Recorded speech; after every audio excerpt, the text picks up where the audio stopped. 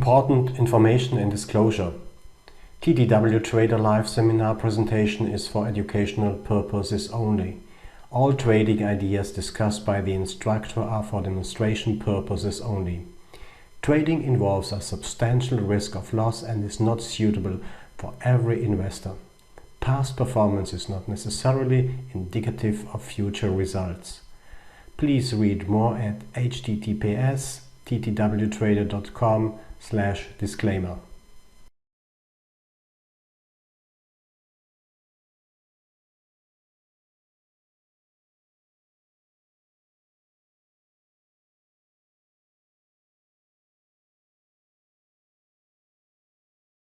Let's start this day with the part 6 strategies and then the wonderful part of correlations. I would like to mention that what we have learned and discussed about the limit order book and its visualization with bookmap is not the holy grail.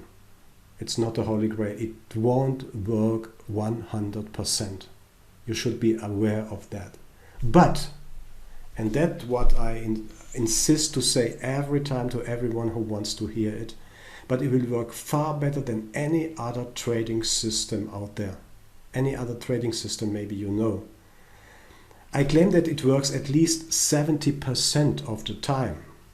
What I have measured for myself, done my statistics work, and see that it works more than 70% of the time. And in my world and from my understanding of trading, this is a huge number. If you got 7 trades out of 10, 7 win trades out of 10, it's an extremely good result, extremely good. The best of this knowledge is if you find your own way based on this education material and the knowledge, it will give you, or even maybe restore the confidence in yourself. That's extremely important, that you are confident in your trading, that you know what you are doing and then you execute. And I think that's really what matters. It matters to me that I'm a confident and independent trader because I know what is going to happen. And I will come back and stress again the Mr. Kahneman. He said that we have 2 systems, a very intuitive and fast system, and the other one is slow and logical and deliberative system, which takes energy or needs energy to be executed. When you follow these strategies and this knowledge from this week, the weeks after, the next weeks, next month, then you will be full in control of yourself. And this is something that's invaluable. You can't get more than confidence in your trading. We will see that we can explain a lot of things, what we see on the chart. We can explain it, and we can also name the reason or say the reason why is that happening. From my point of view, if you reach this point of understanding, you don't need anything else for trading. Because the principles we went through this week are valid for every traded and liquid instrument worldwide.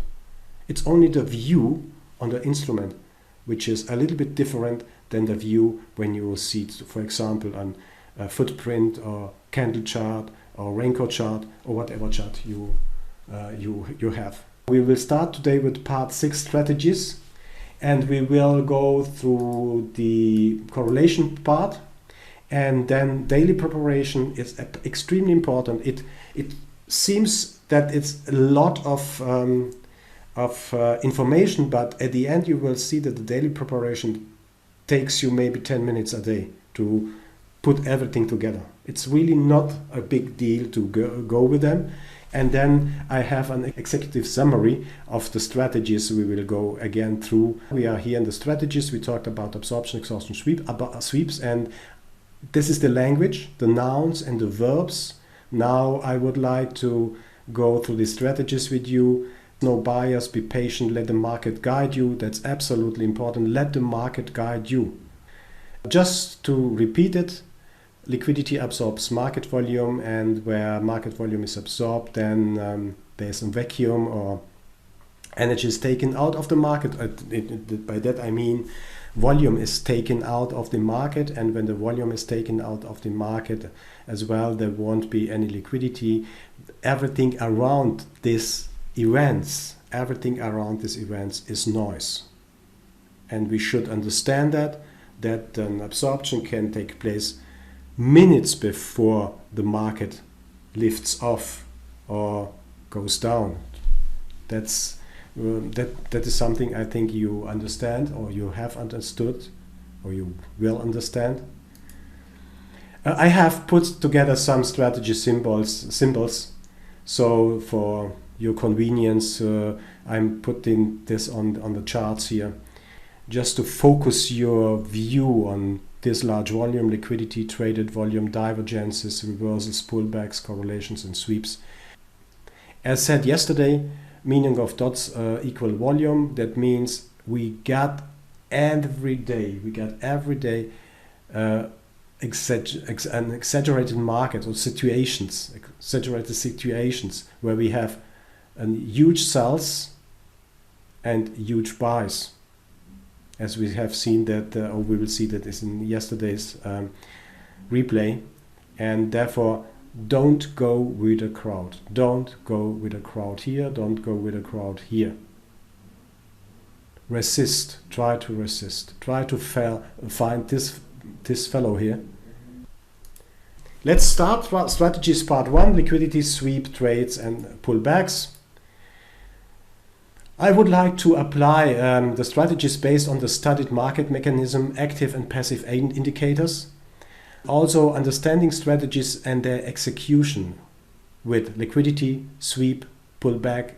Finished auction is wrong here. Let me correct this. Additional analysis methods will follow in the second part. As said, this is the first part we should discuss. Going to the correlations, then preparation, and then we will have some executive trades or executions which are really promising. Liquidity as target, as always, we have discussed it really intense this week, that liquidity acts as a magnet for all markets. Without liquidity, there is no trading. I think this is very, very clear. And if you have question here pertaining liquidity, please let me know. We shouldn't go or we shouldn't proceed if you don't clearly understand the role of liquidity.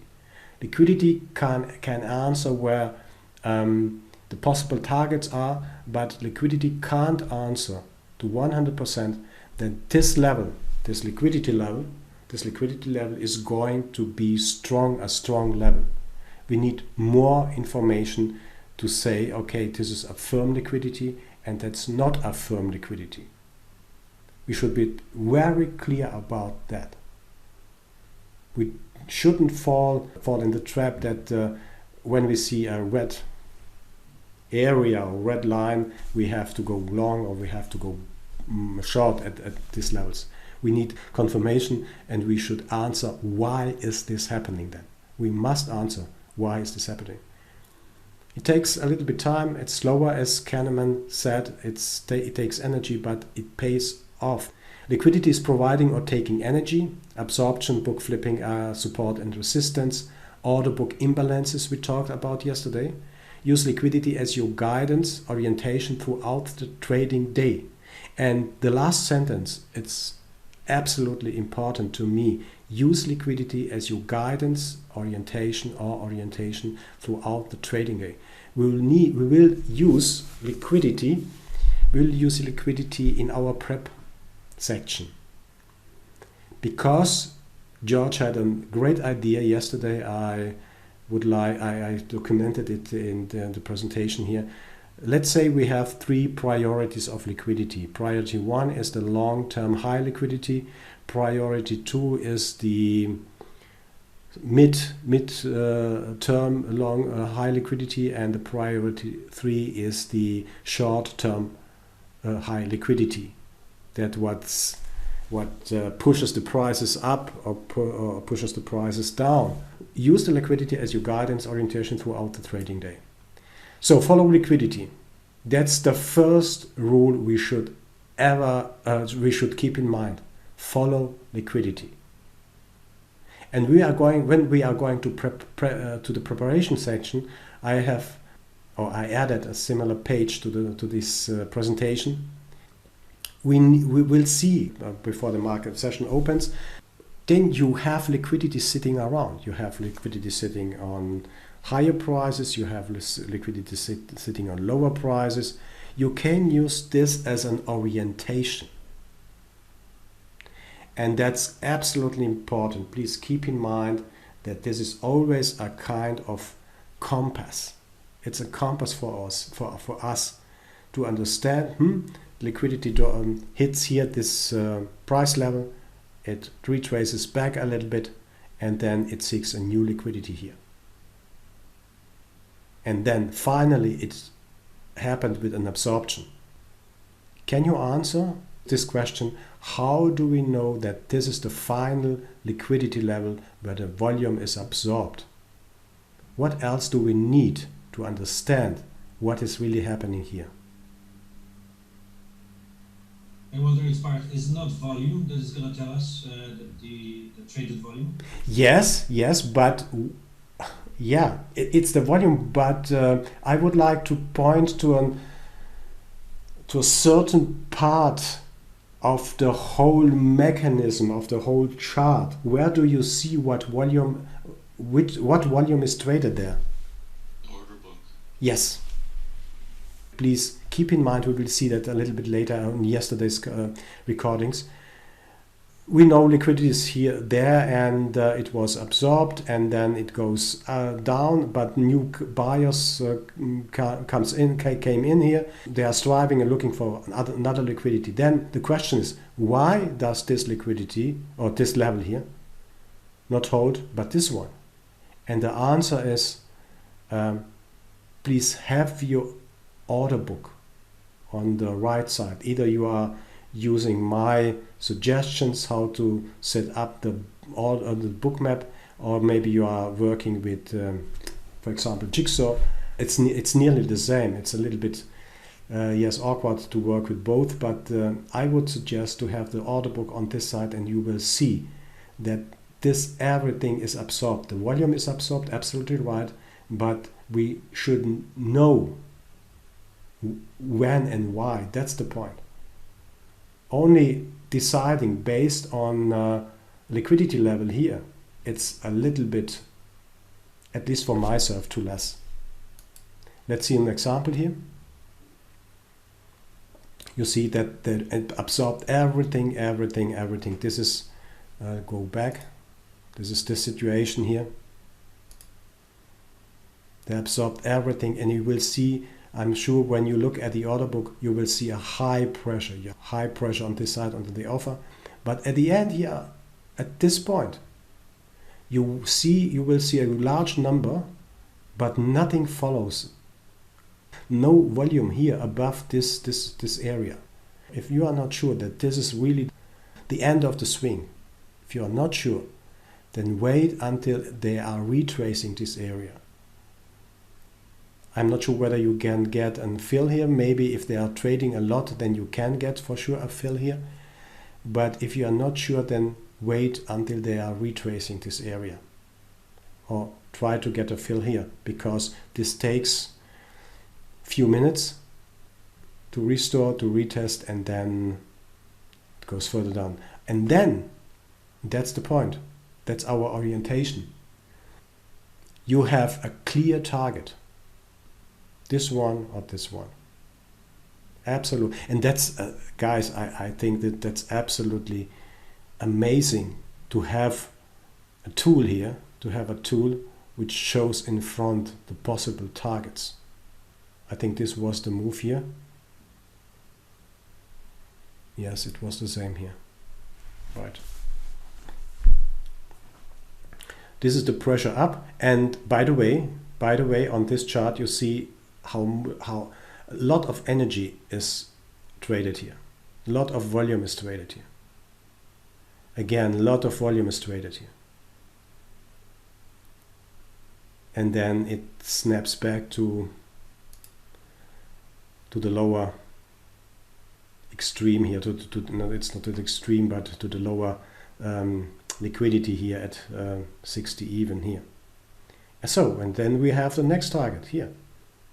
By the way, this was really an easy trading day, so we don't have this clarity every day, to be very open.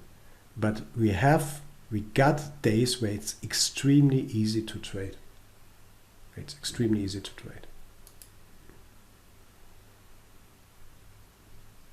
Oh yeah, it's the same. Let me see that. It's the same one. This is a picture book trading here day. You see that?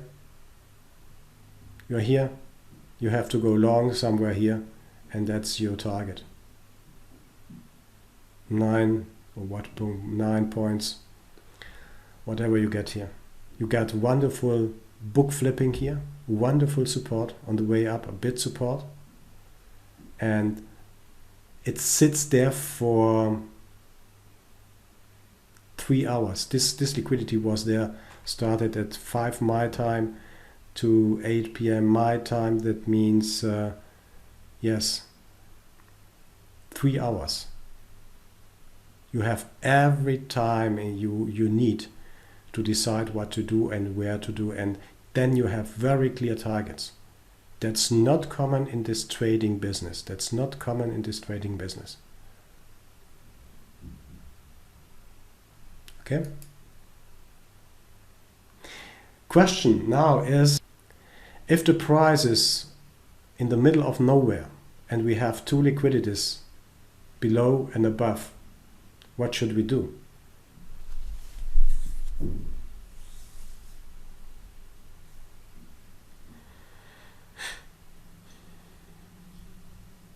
Well, we could do one of 2 things. We could stand aside and wait, or we could zoom in and take a look at what price is doing, how they're pushing price around, and then how long-term liquidity reacts to those large fills. Yes, I liked your first idea to stay aside. And as well, yeah, you can zoom in and see what is going on here, because we had a sweep here. We had a nice sweep, and then price snaps back. As always, it tries to close the gaps. You can find an own expression for that. Low volume nodes, untraded areas, whatever. But all these untraded areas here should be closed. Normally should be closed if nothing happens. The first idea, I think, is really very, very good until the market signalize you that they want to push the price further down, for example, in this example here, in this case. When you don't have any liquidity above or below, then it's really hard. It's a 50-50 game. You can toss a coin and then decide either to go long or either to go short. In most of cases, the price is going up because this was a sweep or whatever. They were retracing. The reason for this move up was, of course, the sweep. And then if you don't know what to do, first of all, wait. And second, in most cases, I would even like to say in all cases, liquidity comes up, either on this side or on this side. And that signalizes to you, okay, they want the price to go to this further down, to this 38 area. This is the next target possibility. Maybe they can support it at 42, but anyway, we don't know at this moment. But what should we rely on? Where should we lean on in our decision is to wait until we have a decent liquidity, in this case here above or around this 51 area. Then we get a confirmation the price is likely to go further down. So as long as we don't have any confirmation here from the market, my suggestion is wait. Sorry, Walter. So you just said if you see the liquidity above the price right now, if you would see, this would be your confirmation that higher liquidity, that the price will, the market will actually go down. Yes.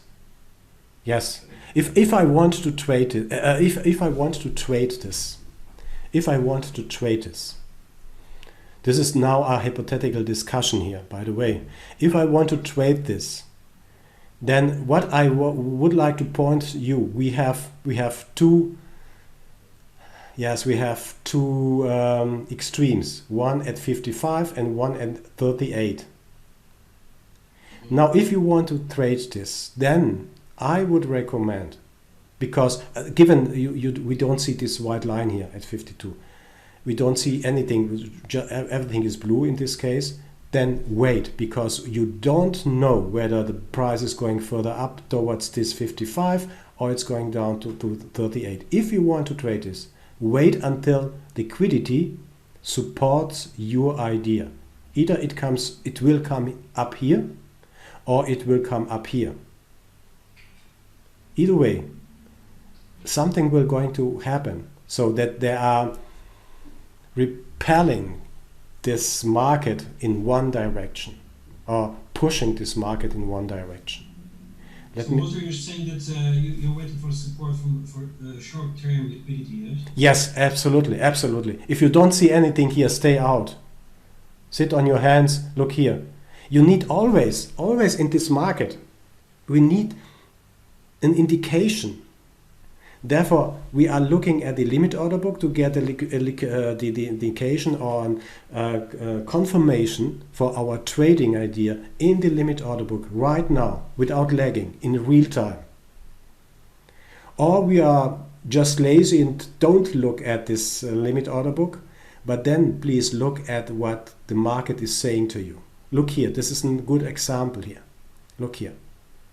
This is a short-term high liquidity here, this orange one. They are indicating, not my friend, not with me, go further down, go further down. There are people who are doing this, they know more than we. So that's a reason. This is a reason. We can rely on the numbers. If we have the right data feed, we can rely on the numbers because they are indicating that something is happening here. No other people except us see this one. So they're pressing the price down. Then we have a nice sweep.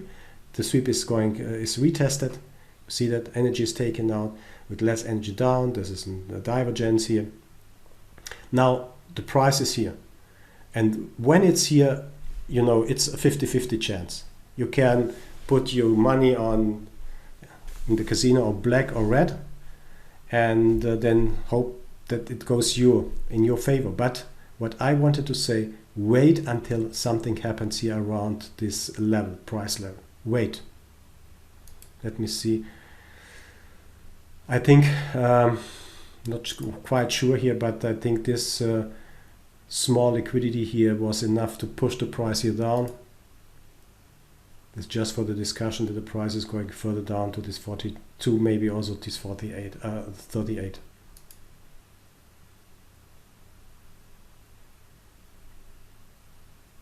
And the latest point to go short was here.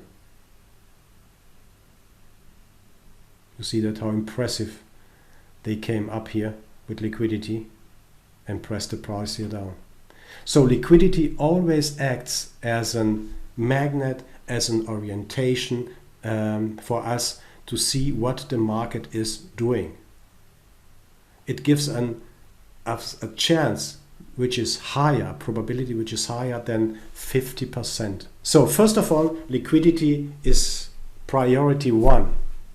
We have long-term liquidity and short-term liquidity. Long-term liquidity, we need to find orientation through the day. Short-term liquidity is liquidity which pushes the market up and down, or directs the market, or steer the market in a certain direction. We must pay attention to that. And to get the confirmation, we need the limit order book here. We need the numbers here. We need not the numbers to read every single price level here, but we need the numbers to read the extremes and understand what is happening at these extremes here. Trade into the sweep. We have discussed so much about the sweep, and we are going to discuss further this wonderful opportunity the market gives us every day. It is not easy to trade. It's not guaranteed that you will get every time a fill, that you will get every time the retest you expect. And it needs experience. To be very open, it needs experience. Maybe you should test it either on the paper trade or trade the micros. It's absolutely okay to test your strategy with the micros. Don't trade with E-mini contract. Use the micros. It's a wonderful opportunity to trade and to test, because if you are wrong, you lose a few dollars, and that's okay. That's learning money. That's absolutely okay to adjust your strategy around the sweeps. As discussed, it's always a 90-degree move. It's always extremely fast, maximal. Let me correct this. It depends really on the instrument. You are trading 20 seconds at least, which is very, very short, but very, very rapid, very brutal, as you see. Leaves always a vacuum, as we have discussed. Vacuum must be closed within a short period. Always. There are exceptions, but most of the time the matching algorithm is trying to close and to trade every untraded price level. Is always triggered by algos. It's most of the time the end of a swing. It's a capitulation. Liquidity not existing during this part. On the way up, it's very, very, you will see it sweeps to a liquidity level where absorption happens. Volume at the beginning of a sweep is not existent. So when the sweep starts, you will see that there's no significant volume. At the top or bottom, there is big volume cluster. There is a big volume cluster, as you see every time. Always followed by a massive reaction to the big volume cluster in the dome. Limit order book shows no volume because of the speed of the move, and chart range volume profile shows no volume either. So if you have the normal volume profile, if you're following the normal volume profile, you won't see significant volume on that levels too. Maybe 1, 2, 3, or very, very low volume, which is maybe traded. It means this queue is not depleted. This queue remains in the book. So what I have done is just an visualization. Yes, this is, I'm calling that the sweep buster. Yes, they start with a low volume, they leave a vacuum on the way up, and they end in big volume. Like here, that one, this one, and so on.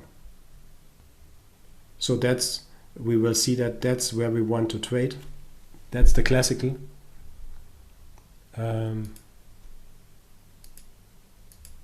That's the classical one. Sweep happens. Sweep happens here. Then it retraces with lower volume. You see that? And that's a wonderful short area. That's what I'm calling really reliable trades. These are the, how to say, normal trading days or normal times where this sweep happens, someone is flushing, the toilet bowl is empty, it needs to be refilled, then it goes back and hopefully retests this area. We have also liquidity here and we have liquidity here, over there.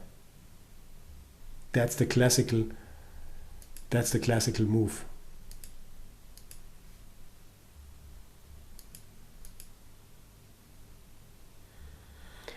One of the moves you will see very, very often or during the last days is that the sweep happens and immediately you'll see that this liquidity was taken, absorption was taken here.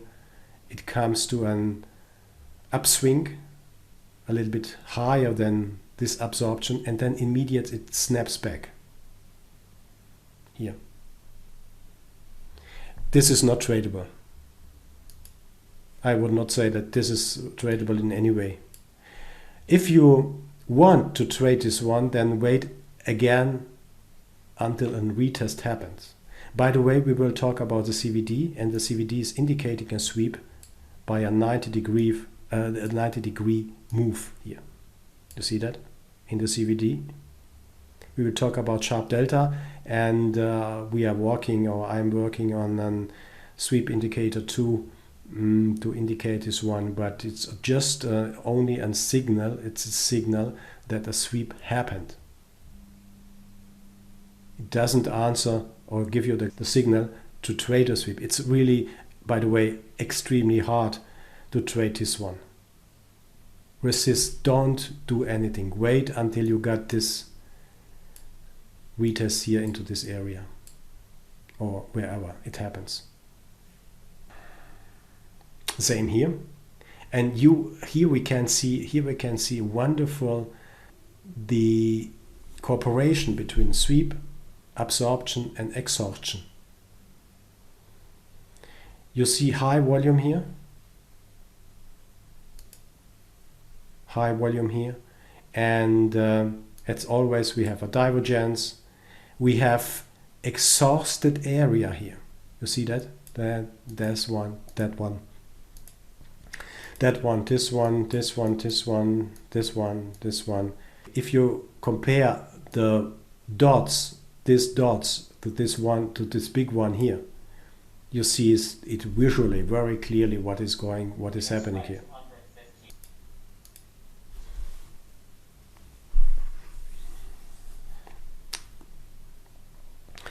This happens now and then, and we have to be aware that sweep happens to the first liquidity area, and then it seeks the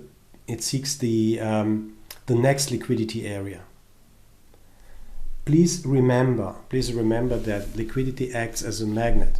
So if this happens, you don't have any significant significant retest here. You can't do anything here. So according my rule, you can't trade this because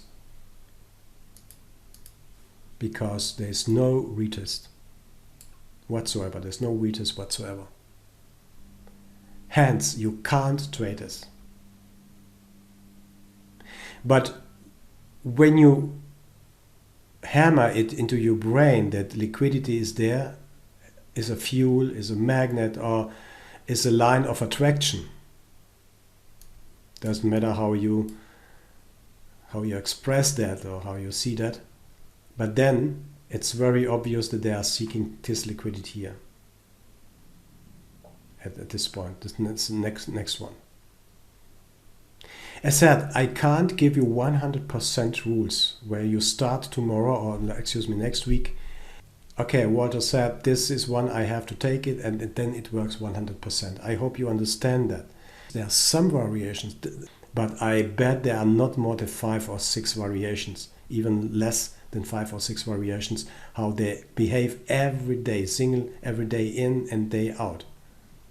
You can do your own examination based on this knowledge now.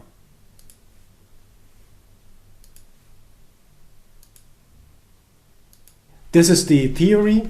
Let's talk about the execution. Sweep trading requires experience. Sweep indicates a pause in trading, a reversal, stop runs. We talked about that. The execution is wait for the largest volume or large volume cluster in the sweeps. A fill of the tops is most cases unlikely. Slippage, if you look at the CL. Wait for a retest with lower volume. Consider this entry as the place and place your stops above the liquidity level. If there's one, it takes some time to lift off or to drop. A sweeps indicates further to clear your position, to tighten your stops, on the end of the price movement. The disadvantage of a sweep, as I see that, maybe you have your own opinion about that, is that it can happen 1, 2, 3 times in a row. It's dependent on the instrument. I saw that in oil. I think this can happen so that you don't know where to enter. So if you don't know where to enter, then anyway, stay out. Trade into the sweep, execution 1. Sweep, immediate rejection. From my point of view, really hard to find a fill here. But given that you want to trade this, then you have the short area here in this area, this part of the area, but the stop must be above the liquidity. If you have a firm liquidity here and you see that on the offer, maybe 1,000, 1,500 when we are talking about ES, then you have to put your stop area above the liquidity. Not somewhere here below, but above the liquidity. So if you are entering somewhere here, then your stop should be maybe 2 points to maximum 3 points. Okay, you see also this is the CVD, the normal CVD. You see the sweep. This is the 90 degree, and don't argue about if the sweep is a 90 degree or it is 85 degree or 82 degree. It doesn't matter. Something between 80 and 90 degree is a sweep. And then you see a nice divergence here. That is the depiction of what I have showed before. Is the short area somewhere here, and the stop area must be above. This is CL here, must be above this liquidity level here. I found, I think, 4 variations for the sweep. What happens? It was the execution 1. It hits directly the liquidity. Most of the time, they are getting cold feet, I hope it's the right expression also in the US to get cold feet. They mean they eliminated, they're selling everything what they have. What they are selling, the inventories here long before the liquidity. What happens? They are book flipping and trying to push some buyers up into this liquidity area. So these are poor souls who are trapped here because they are thinking, oh wow, we have a volume spike and I have to jump on the volume spike because this is a very strong move up.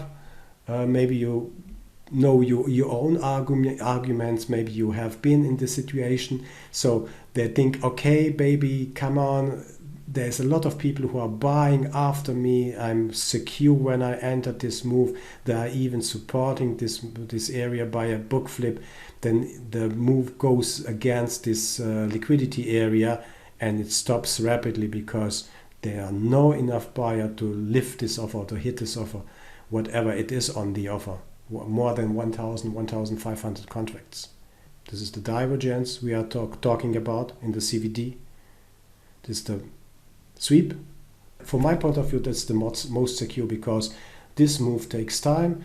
It's highly probably that you get a fill here somewhere and the stop must be above. Walter, when you look at the CVD for a sweep, say for instance on the ES, are you looking for a certain positive or negative?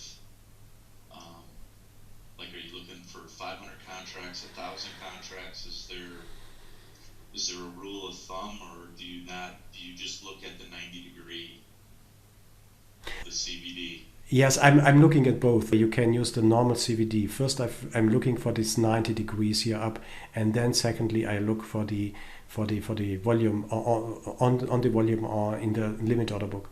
It's extremely important to understand what's going on here. I need a rationale, and my personal rationale is, if something happens here, I would like to see what is going on here, what is happening here. How does the CVD behave here? So you're not necessarily looking at the delta change in the CVD. For instance, let's say the move up, on that last example is, say, roughly 2,000 contracts. You're looking at what comes out or what the energy absorbed at that level really is. Yes. Okay. Yeah. Try to keep it as simple as possible, because what I'm looking at is not only the CVD.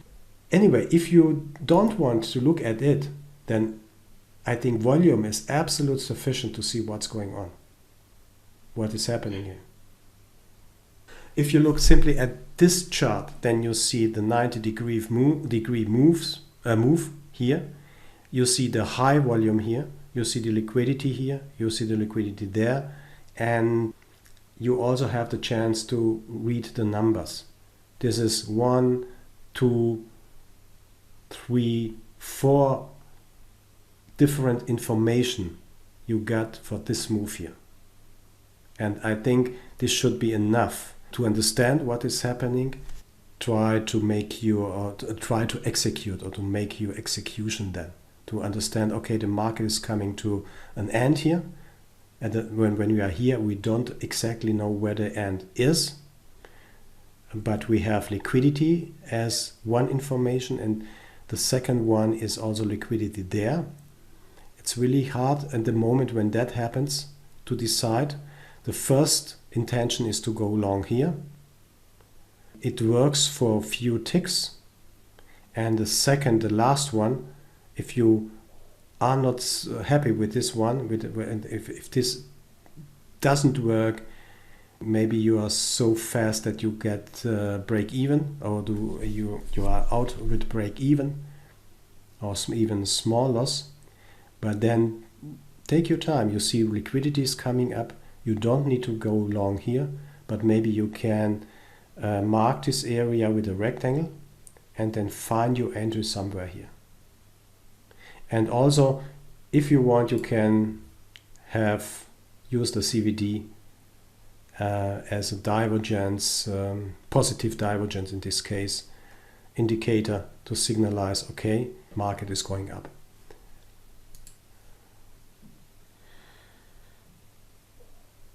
Is that what I'm talking about, what I talked about? So high volume, information 1, information 2, information 3, and maybe you can also have a look here at the order book to see really what is happening here, how much was traded here.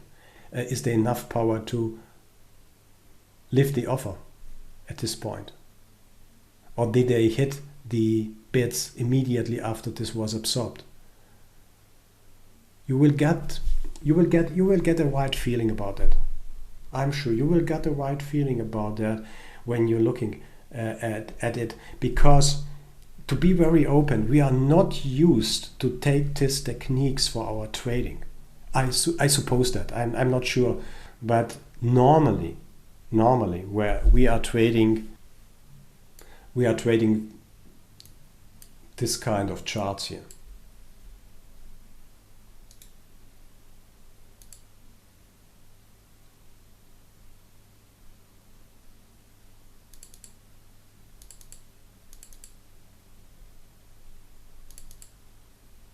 Let me add another one.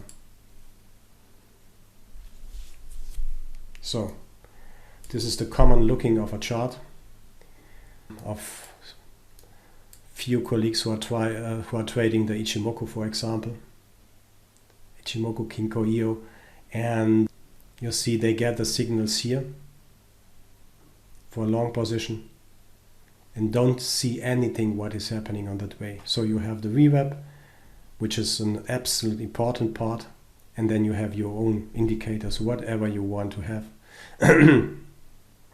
whatever you want to put on the chart. Doesn't matter. You have overwhelming numbers of information on your chart, so that it's really, really hard for us humans to decide based on that. But the reason for all those indicators, it doesn't matter what indicators that are or these are. The reason for that is simply because we have not been taught about the market mechanics and how the market acts and about the limit order book.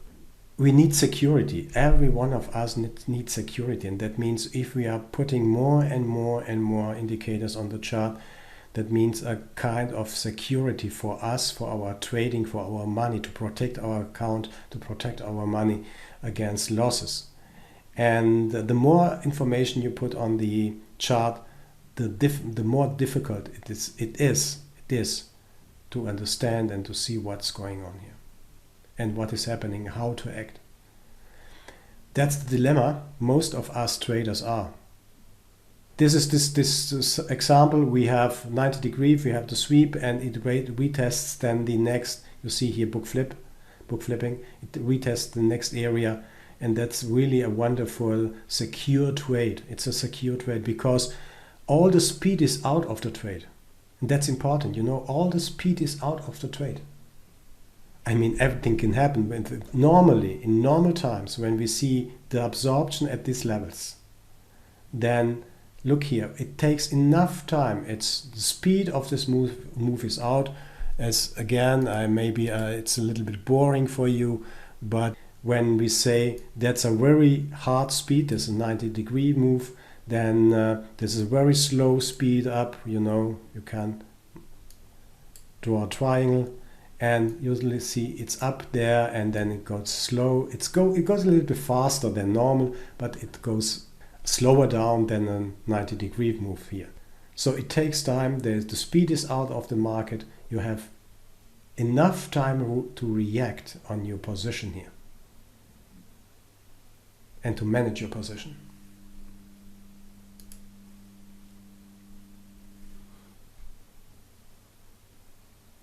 Same here, short area, stop area. But that simply, look here, divergences. You understand, I'm sure you understand what I'm talking about, what I mean. That's the principle of the execution too. From my point, the most secure point, I like it because everything is out and it takes time here. Okay. Execution 3, that's at the bottom. That's the bottom case. What we see here, it's not quite the same, but it is very, very similar. A sweep happens. A sweep happens here. As always, energy. So absorb this guys, these persons, these institutions are out of the market, and now the market is left to the to the retail traders. Let me say that this way, to the retail traders. And it goes down, it goes up, it goes down, it goes up, it goes down. It's a nice accumulation area. It's a nice accumulation area here. This takes time, maybe 30 minutes. 20, 25, 30 minutes. Hard to say, depends on what instrument you are trading. And that gives us enough time to digest all this information here. All this information. First of all, a huge volume cluster, and it gives us time to reconsider our position, to find our stop area. Maybe a book flip is coming in. And then you have a nice entry, a really riskless, nice entry with an absolute great MAE to consider to go long. That's my favorite too, because it takes time. So I have enough time to understand, to see what is developing here, and then taking the trade long. That was CL. It's always the same. When a normal sweep is always described as a 90 degree plus vacuum, and in normal cases, it stops it happens with absorption, and then it flips back or down, depends on. But anyway, it goes down and it takes time to lift off. You see that here, the divergence. Walter, I wanted to ask you at this point here, is there any correlation between how much does it take to accumulate the volumes at certain levels and how far later the price is going to go? No, the first answer is no. There is no correlation, or there is no rule of thumb to say it takes for oil, for example, 10 minutes and for gas 30 minutes. No, it's not. My experience shows that you can't say I'm trading CL, this happens, and then I have to wait 10 minutes. The accumulation happens here, and then it lifts off. It can happen in 5 minutes. It can happen immediately after they're retesting this area, this level again, and then lifts off immediately. No, there is no correlation. I can't say that. My experience in ES is that ES takes around 15 to 30 minutes for accumulation if this happens. But I wouldn't bet on that. So you have just to watch it and to understand what is happening in these areas. Once you understand, it doesn't matter, because you have to take your position here. You'd have to place your stops there, and then hopefully you are right and the price is going up towards this liquidity area here. This is the big one. No, it's not. And the second question was... Excuse me, I forgot your second question. Sorry, yeah, so what I meant is, how is the proportion? So, for example, if the accumulation is going to take, let's say, 5 minutes, yeah, the move later after the accumulation is going to be quite short. But if the accumulation was taking like half an hour, maybe 1 hour, the move might be like huge. No, yeah. Yeah, the answer here is very clear. Look for liquidity. There's no correlation between the length of the accumulation and the length of the move up. The answer to the second question, from my point of view and from my experience, is if this happens, you are buying and then look for the next possible liquidity here. It might be 72 here, because it seems so. Let me see next. Yes, that was the area here. And I can't say whether they are hitting this one or whatever, but the next liquidity level is important to look at, and then trail your stop, manage your position. Maybe you are trading 1 or 2 or 3 lots, whatever. Then take profits. Let one runner in the market, and then you are safe. For example, that's one of the best strategies you can have when it can goes even towards this 80 or 88 area here. So the first question, it's hard to say how long it takes. The second question is very clear. In our case now, we would look for the next liquidity levels. If we get a support here, for example, it supports our idea that the market is going further up. If we have a nice liquidity at 80, then assume that the market is going to hit this 80 level. Exception is always on the way up. Anything can happen. So they are flipping the book and bringing the price down against this 20 area. In oil, very, very common. You have also here divergences when you look at that. This is, yes, the same one. Long before this happens, this area here, against this liquidity level here, the business was done here. Not here. Here. And that's absolutely important to keep in mind. Business is done here. Excuse me, here. Not here. This is just a gift to us to understand what is this, because it relates This position relates to this one. Excuse me, so one. Come on. This position is the reason for that for this event here. This is only a gift for us traders who understand what to trade, that this is a sell area.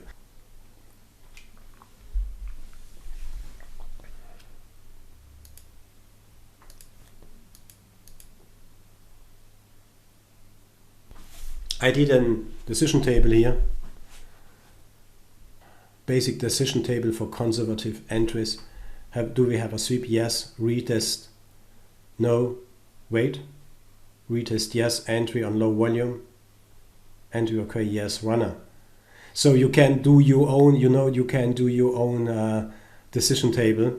That's only a suggestion how to categorize these sweeps, because we don't have many variations, maybe 4 or 5.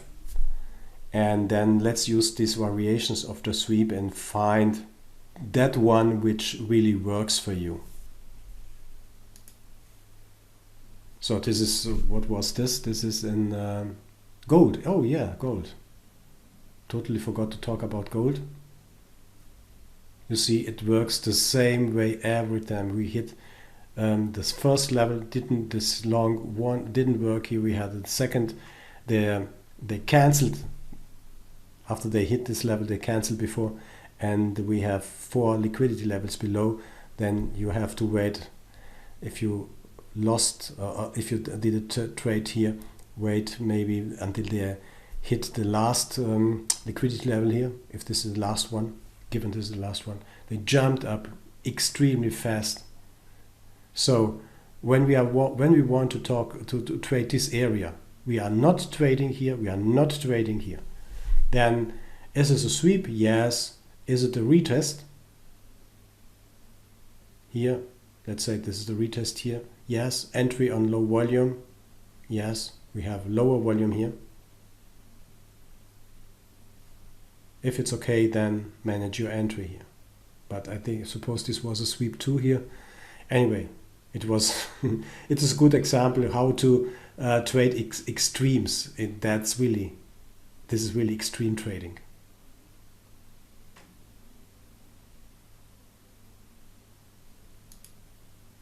Execution 4. What happens is sweeps in a row. You will see most of the time that there's a sweep 1, sweep 2, and then they are hitting the liquidity area. As again, we are selling this one, and we are placing our stops above the liquidity.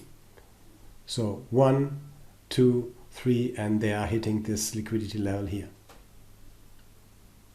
Let me say this is the 4th variation I find on my excursion on this quest in my trading. Let me talk about that one. The first one. You see what happens? This is our entry, and it works for 2 points, roughly 2 points here. Then you have to keep in mind that you have all on the way down red dots.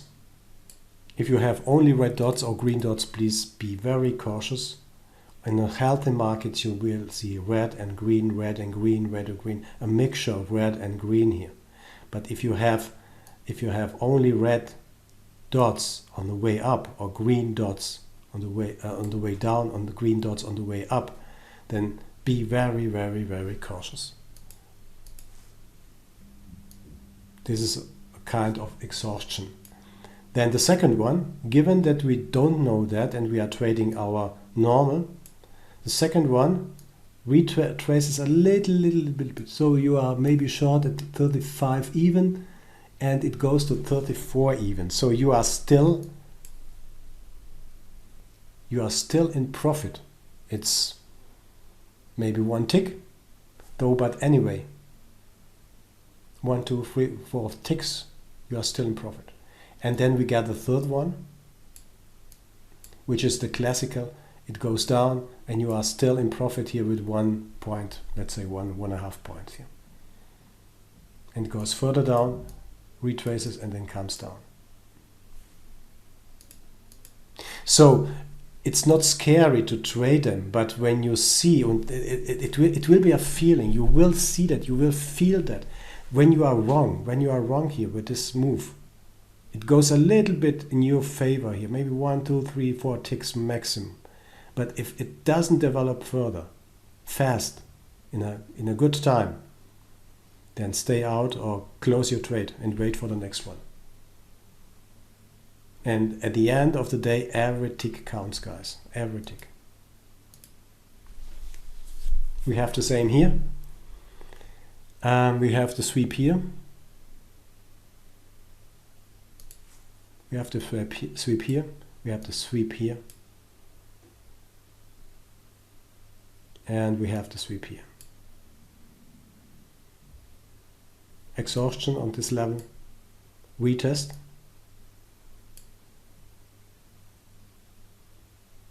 So be aware that several sweeps can happen on the way up or down, and that they are seeking liquidity. They are seeking liquidity, guys. Liquidity is the mother of all trading. We need to understand that. We have liquidity here and here. If this happens, you don't get an entry, or you got an entry, but it's only good for 1, 2, 3 ticks, then stay away and look for liquidity. What is really happening on the chart? This is the most difficult sweep to trade, from my point of view. You see that? You have sweeps up there, you have there, small ones. This is oil, by the way. Funny stuff here. But that's the area of interest. That's the area of interest. So what we must keep in mind, first of all, look of area of interest. Where are they? What are they? Where are they? And then try to understand what the market is doing. Most of the time, especially in oil, for example, or as in every other instrument, they are looking for this area here. It's like a magnet for them. It gives them, they need fuel, and then they are looking to touch this area somehow.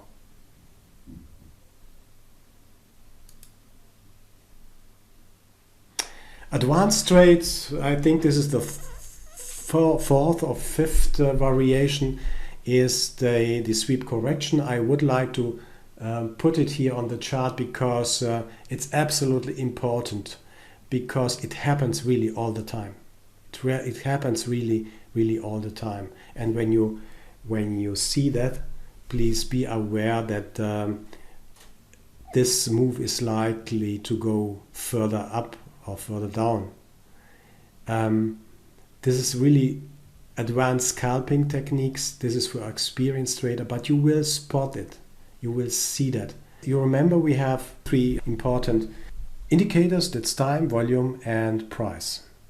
Time, volume, and price. And time is the most underestimated indicator in the trading arena. That's simply because, again, I stress it, because we are concentrating, what is this guy, what is this indicator here doing? What is he doing? He is rising, it's green, so I have to go green. No one pays attention to the time factor here on the chart. They are really rare. This thinking is really not developed in the trading arena. Time is extremely important. Let's see some examples. Oh yeah, here, that one here, you have the sweep. They retraced 50% of the sweep. Let's say 50%, it's roughly. That's not scientific number or whatever. Please don't take it as such. It is simply an estimation that the market is retracing here, and even you see that we can play both sides now. Given this is a sweep and I have shown you and hammered into your head, you have to go against the sweep. You have to go against the sweep. Even if you manage that here, you are good for 1, 2, 3 ticks. So far, this is the good message. The second good message is, even if you are following the second variation, you are trading the retest. You are good for 1 or 2 ticks or break even. But most of the time, please keep in mind that if this happened, if it doesn't drop enough and close all the gaps below here, then it is valid to assume that the price is going further up to these levels here. There is probably liquidity over there.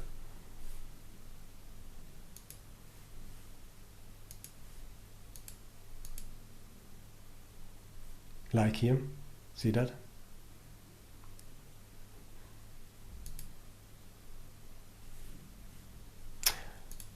Let me show you. I think it was like this one here. Like this one. 5 minutes.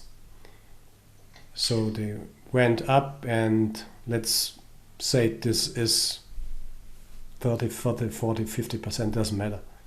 And then goes further down. Yes, please. Walter, when you look at these Fibonacci levels, or take a look at them,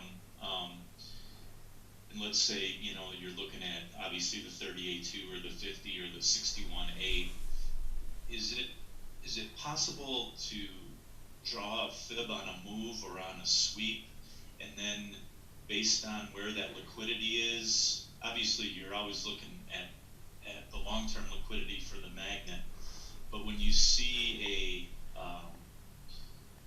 short-term liquidity come in, say at the 50% level, does that increase the chances of that trade at those fib levels? When the liquidity comes in at those points? Yeah, I know what you mean. I worked intensively and extensively with the Fibonacci's and with harmonic patterns for years, and today I'm absolutely sure that it worked 20, 30 years ago, absolutely, because the markets and the economy was in a stable uptrend, and everyone was looking Fibonacci's and so on. But in today's market, I highly doubt that this is going to work. So I have never examined or tested to place Fibonacci here, for example, where the move begins. These are 100%, and let's say these are 38%, 40% here. I have never done this work, so I can't say that really whether it works with 30, 40, 50 or 60%. The best estimation you will have, and the most reliable information you will get when this happens, the move goes down, it takes few minutes. It takes few minutes to develop, and then you see suddenly, or not suddenly, liquidity coming up here. Then you are absolutely, you can be absolutely sure that this is really an area where something interesting is going to happen. So if we draw, I think it's not possible here. No, it's not possible. If we put Fibonacci levels on this one, given this is the start of the sweep and this is the end, this is 100% and 50. Well, let me calculate it. 11, 95, 96, 5 points, 2.5 points, 98.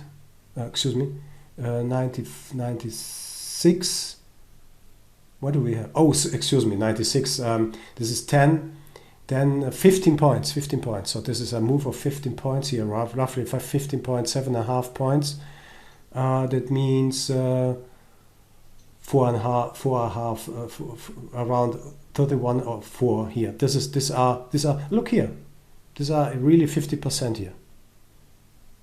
If you take this one 11, even minus 96, these are 15 points. The half of 15 points is 7.5. Add 96. 96 plus 7.5 are 350. Yeah, look here. This liquidity comes up with a 50% retracement or correction. These are around 50% here. So I would rely on these indications because they are absolutely reliable. They are drawn, they are plotted in time, they are plotted based on the data that are coming in from the order book, from the exchange directly. They are translated and transformed and plotted here onto this chart. This is more reliable than maybe Fibonacci's. To be open, I have never examined that or did tests with Fibonacci's and retracements here. I can't say that. Pullback strategy, the prereqs are trending environment. We have pullbacks always in trading environment. Pullbacks or reversals are always in a trend, always in a trend, always in a trend. Pullback or reversal, name it how you want. Conditions, move ends in a volume flurry or large volume cluster. Absorption of volume happens, covering or profit taking starts. Then volume pullback ends in depleted volume, exhaustion, divergence in chart accumulated volume profile, CVD, and in the volume profile. And liquidity, good short-term high liquidity above, below the volume cluster. Pullbacks are extreme secure trades, guys.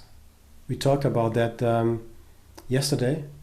You remember we have a small covering, short pullback.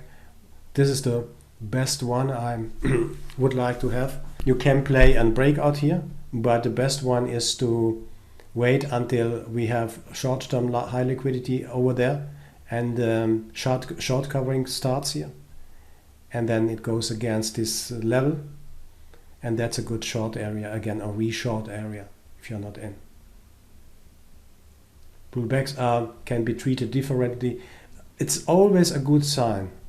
If you don't see liquidity here, it's always a good sign to see liquidity around the pullback. It's always a good sign.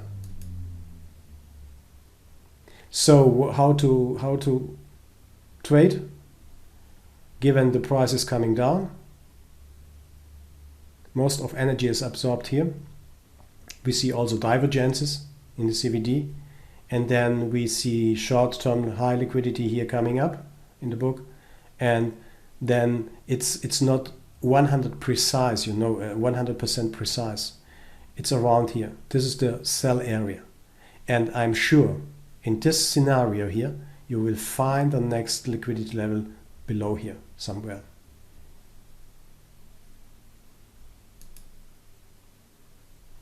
Pullbacks happens always in trending moves. Look for short-term liquidity above the last large volume cluster. Let the market trade towards the short-term liquidity. Remember, price seeks liquidity always.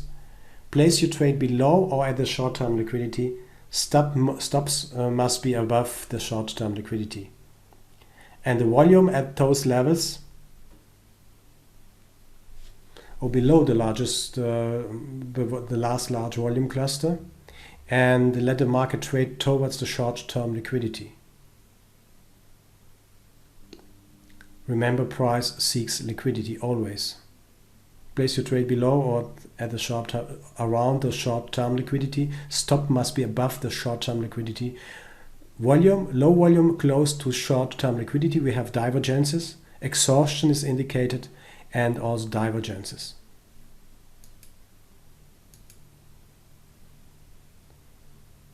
You see that? Yesterday we had the situation, but it doesn't work 100%.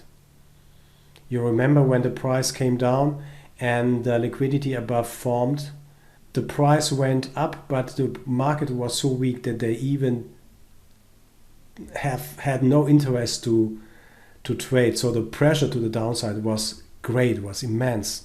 So there was no short covering. That means if they don't touch the liquidity above, that means there's big pressure for a further move.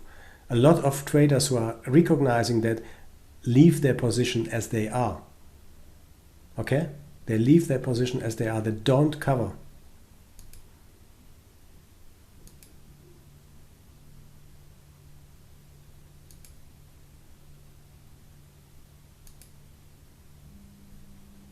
That was similar to yesterday. It's not yesterday's move. It was similar to yesterday because we had this strong liquidity here, sitting here, and then this pullback area or this liquidity came up. Market went against it, but didn't even touch this area. And then you see a wonderful target. So when they are not covering enough, that means that's nothing else but the traders who are into this trade know or hopes that the price is going further down. They are keeping their positions into the market. They are keeping their positions into the market. They don't want to cover here. And this is the next level. This is a classic situation. Comes down. You see how they are put the lid on the pot here, touching this one, going up, touching again, retracing here against this pullback area, and then looking for the next liquidity level. Impressive. It's simply impressive. Everyone who is following this seminar and this kind of view on the market will be impressed how the market is really telling us every day what he intends to do. The only point or only task we have to do is to wait patiently until we understand what the market is going to do. And that's, at least for I'm talking about myself, so at least it's very hard for myself sometimes to sit around and to watch paint drying and to understand what the market is doing. But most of the time I'm happy to know what is happening, because this saves me so much money, and I'm really in profit nearly every day when this happens. Okay, what is this? Similar, it's forming here and then it's going down, similar like that. You see that? Pull back at its best. You can't get a better entry than here. Your risk is 72 to 73. Maybe your risk is 1 point here. 1.5 points.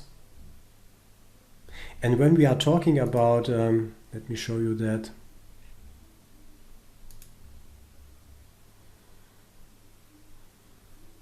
Improve MAE and MFE, maximal adverse excursion and maximum favorable excursion. When we are talking about that, we are talking now about the optimum entry and the optimal exit. The optimal entry and the optimal exit. So if you are going to measure and you make statistics about your trades, MAE and MFE is an extremely important measurement part of trading. So consider that. But with this technique, you don't need to have a 5-point or 10-point stop. You know exactly what is happening. You know exactly what is happening.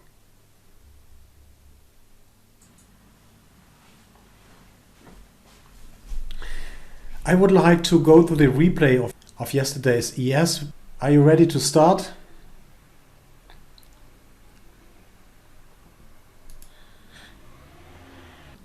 This is before the opening. This was the market yesterday. This is before the opening.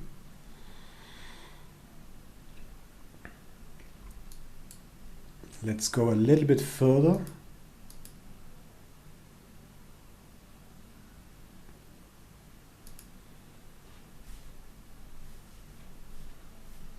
I would like to to start. And in this case, I'm anticipating a little bit what we are going to talk about in the preparation section or preparation topic. This is when is this? This is 22. That means 9:22 Eastern Time. And this is the picture we have. Let's freeze the picture here and want to switch this off here. So this is the picture we have.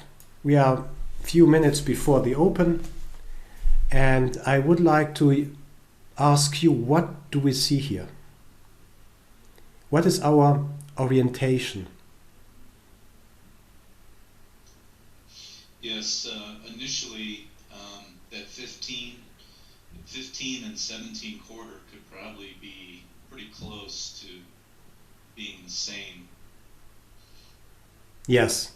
However, do you find that a level like 17 quarter, where you have higher liquidity at two levels, is stronger than, say, 15 or stronger than 19? It's hard to say. It's hard to say because it's pre-open. But what I wanted to point at is that before the open, few minutes, we'll talk about that preparation section. But it's absolutely very important to know where the liquidity is sitting. We have, as you said, 17 a quarter, 15 even, and 19 even. There's certain good liquidity before the open. This can change, but remember what we said about liquidity?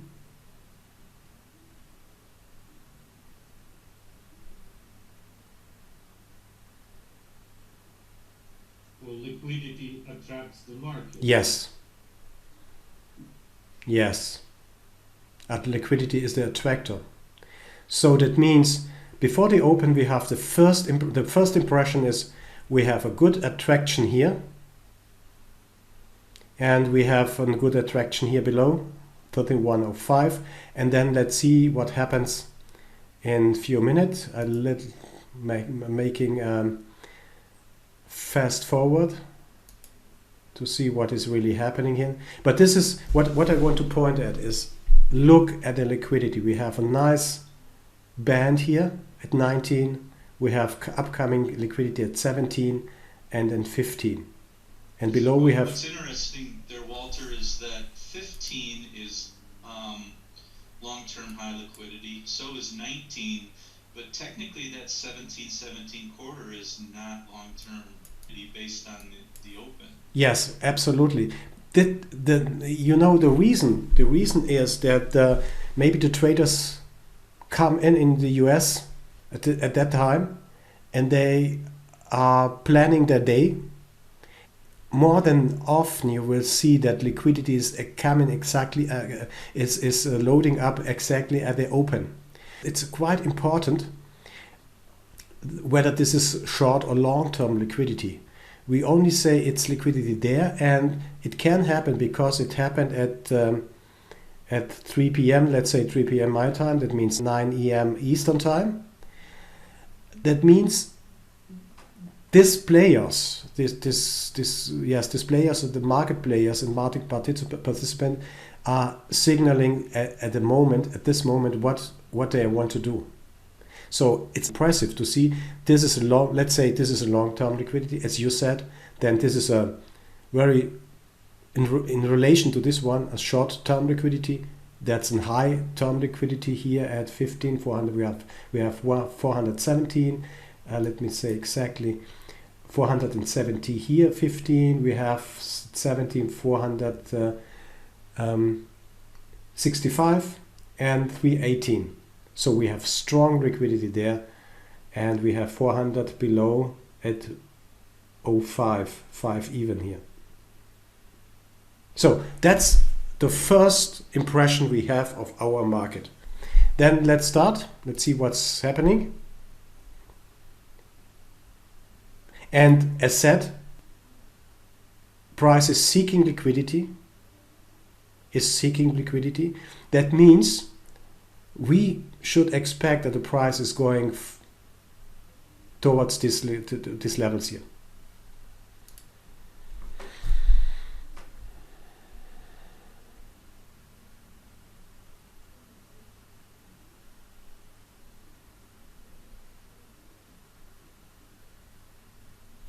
Let me reset the columns.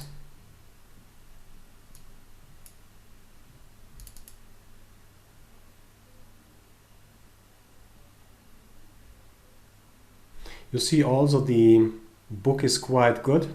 I think that means we have more on the ask side than on the on the bid side. Now players are coming in now. You see that? Players are coming in. Huge volume unloaded first, and then this was absorbed. The point what I want to say is when we are going back here a little bit, we have to find the trend, and we will see in the correlation section how the correlations with the market help us to understand the trend of the day, or maybe the possible trend of the day. It's absolutely paramount to know that this is an edge of your trading, or this is going to be an edge of your trade. This is the advantage you will have, because there are not so much people who understand how to use this correlation with your markets. Anyway, I'm talking a little bit later about when we go to the strategy executions. You can also rebid or rejoin. You can simply join a move. When you know this move is going to go against 15, against 17, then it's absolutely thinkable, it's absolutely imaginable that you simply join the move when it goes against. It depends on your trading style. It's your personal decision, it's your personal trading style if you rejoin. Rejoin or join the move when you know the facts. Okay, we have a move up, we have liquidity there, and here. Why not take a few points out of this market? Absolutely legal. There's nothing illegal. This is absolutely imaginable to trade this market that way. By the way, a lot of traders are doing that. Okay, that's the point. And then let's see the open.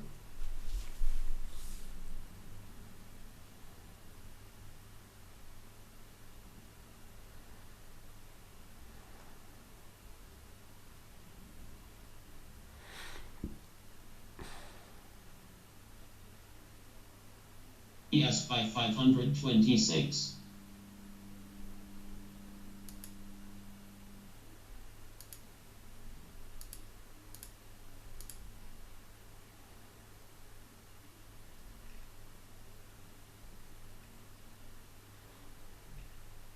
This is the first reaction on the absorption. You remember whenever this large volume was absorbed, it takes time to find new buyers. It's always the same game. Hitting the liquidity, being absorbed. It comes to a retrace, and then the next liquidity is waiting.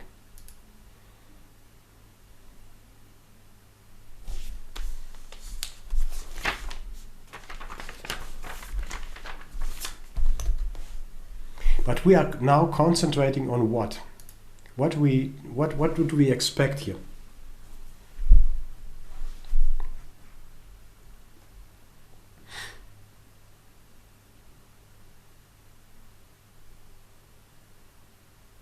What is the next move?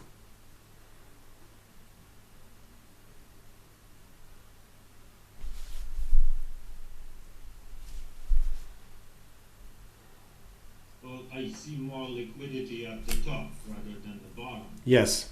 So I would expect that this market would move up. Yes.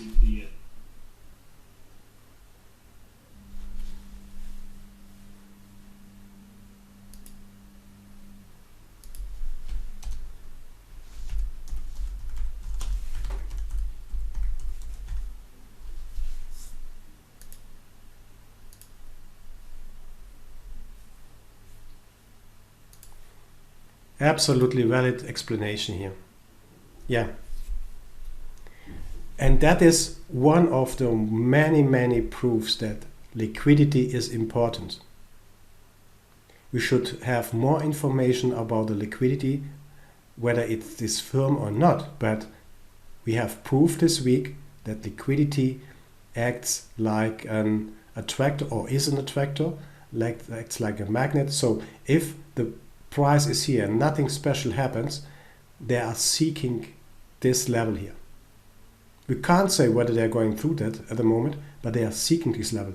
And when you think about that a little bit closer, or when you have time to think about that, that implies that you can't, that you can place your trade or simply join the move, because you know they have, no, they have not, but they are going to hit this one, they are probably going to hit this one. So why not take 2 or 3 points out of this market, let's say as a bait. Walter, look at the volume at the bottom, the divergence of interesting in those 3 different waves. Yes, but please consider following. At the open and at the end of the session. At the open and at the end of the session, we have huge volume. Don't lean on this volume at the beginning and especially at the end of the session.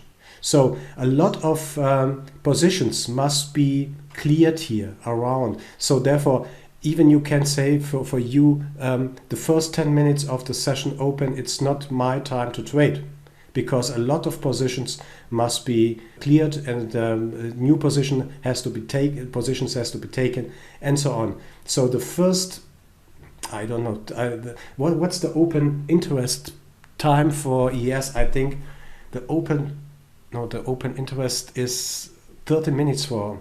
If you are looking at the volume profile, then I think that you have an open interest time of 30 minutes for ES. 15 or 30 minutes.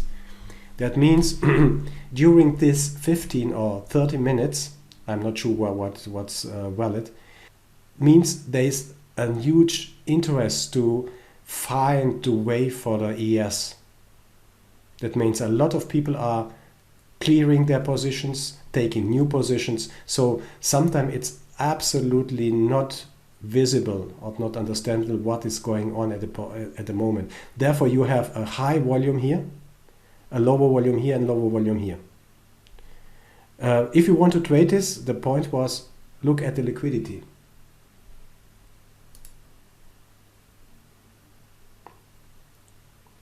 So we have to look and now at this area here.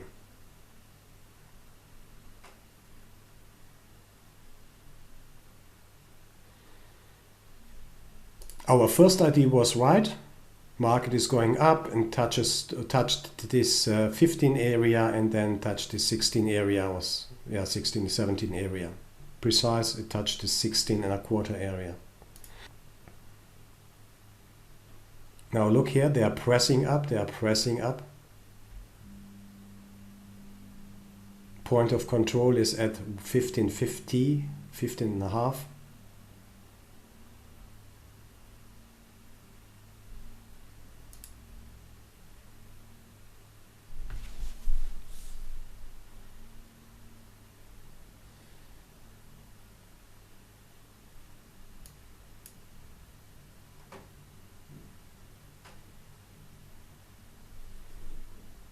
This is an area where it's really hard to trade.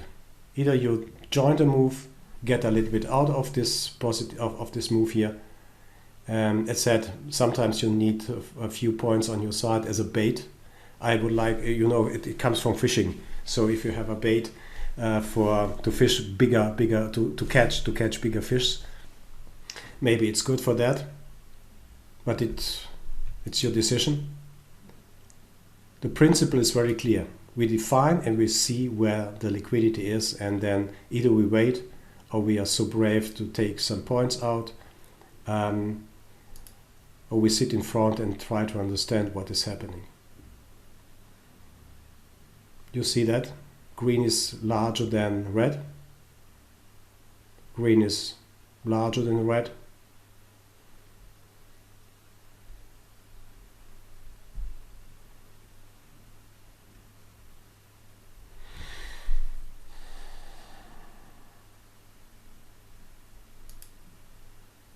So if we got a chance to trade, which level would we consider to be a good entry for a trade?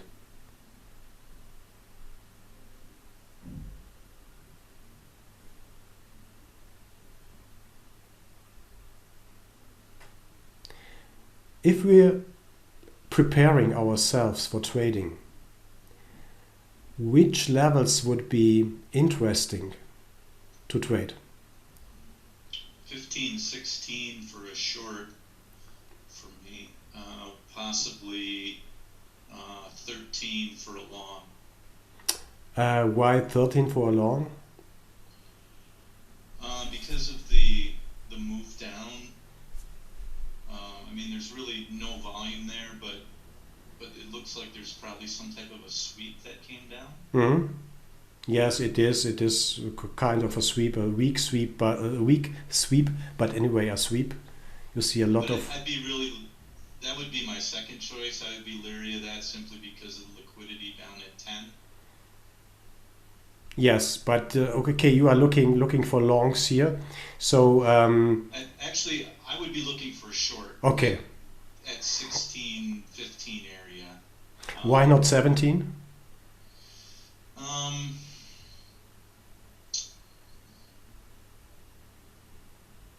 Because they're coming down to me. It looks like they keep coming in just above these 16 quarters, and it looks like there was a little bit of a flurry there at 16 quarter and a little bit less volume this last time we went up to 16. Mm-hmm. Maybe a little exhaustion there. Mm-hmm. Okay, good. Then let's see what is going to happen, or what is happening, or yeah, what develops here. Let's do it a little bit slower here.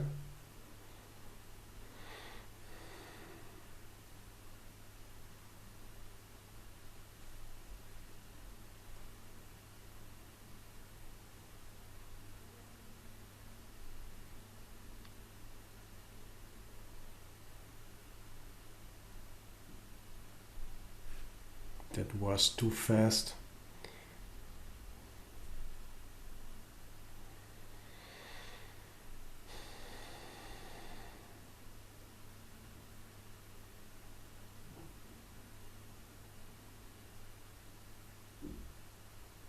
They try to flip this move again up.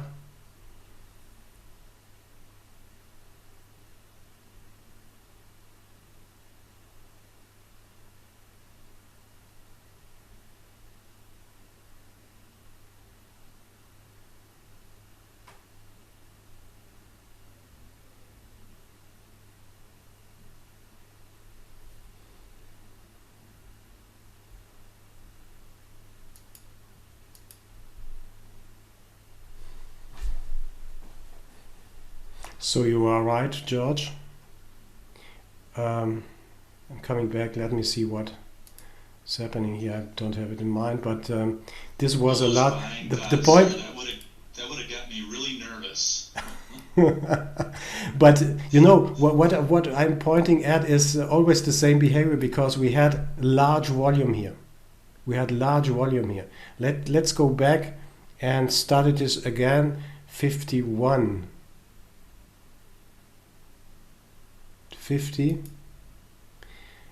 Let's reset. Just, yeah, we have to study that to understand what is happening here. Let's do it a little bit slower.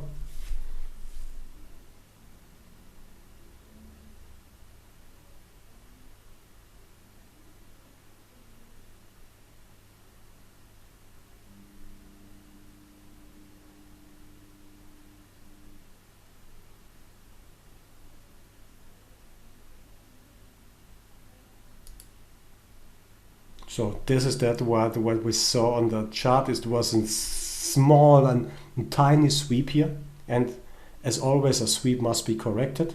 You see that? It's really hard to say to trade, to be very open.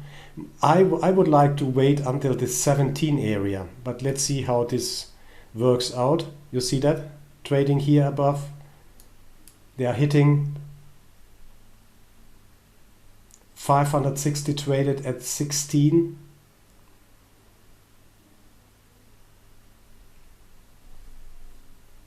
Now they flip the book and they are advertising at 17. So let's see what's going on here, what happened here. I really don't know.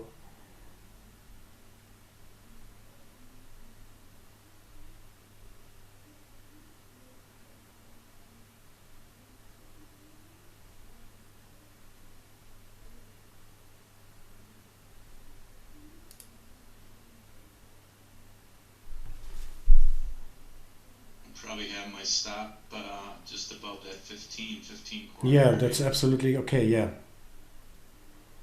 Yeah. Now they are flipping again and trying to press the price down.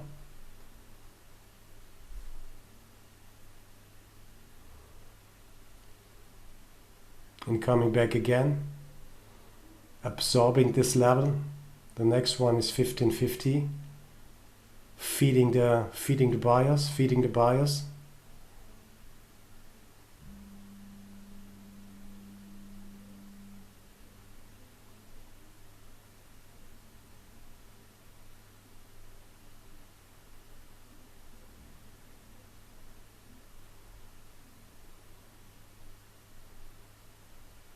Hitting and hitting, yeah. You see that? The green bars, just a moment. The green bars are leading. So therefore, I repeat myself, and maybe it's boring for you. I suggest to put this on your chart because you have more information than without it. So you see what happened here. 1,100 traded at 16. And that would be, at least for myself, I'm looking for numbers higher than 500, so higher than 1,000, to see what is really happening here. This means huge absorption. So we didn't see whether, because it was too fast, whether they are stacking now on the offer side. It was too fast a little bit. The question here is, guys, colleagues, where should we enter? Where should we enter and when? We should enter when we see a really big volume hitting either the ask side or the bid side. And by high volume I mean, but when I'm talking about ES, I mean 1,000, 1,500 and so on. So this is a large number for myself. And that could be a good sign to think about, to find a position to sell. Let's see whether to given I'm short 16 even, or maybe something like that here. Walter, so you're looking for that size of contracts traded on the ask or a bid prior to high liquidity? Yes, that's it, because what I said before, I need a reason to trade. A reason for myself to trade is liquidity. A reason for myself is to see stacking on the offer, high volume hitting the offer without lifting the offer here. These are market given arguments for me to understand what the market is doing here. So would your preference be to see the absorption on the offer side and then 1,000 to 1,500 hitting the bids after that? Yes, absolutely. What I want to say is that you should have a look. You should understand the limit order book, the dome here. I think you do so. You understand the differences between the ask and the bid. You understand what the aggressors are, the market orders here are, the aggressors. You understand the pulling and the stacking now. The volume profile is obvious. Quote center, you can have it on your chart. There's no need to have it on your chart. If you want, you can decide on yourself. But when it comes to trading, when it comes to put your money in the market, you should be better than your opponent. You should have more and better information than your opponent. You are trading against, let me see, another guy who doesn't see what is happening here. And therefore, it's okay to have a CVD, for example, here. It's absolutely good to have a CVD and to see whether there are divergences, whether we have volume divergences. But when it comes to trading, you should have more firm and reliable information in front of you to decide, should I put my money on or not? And that's the point that we have to keep in mind all the days, all this week and the weeks ahead, to understand that we need reliable information, we need reliable data.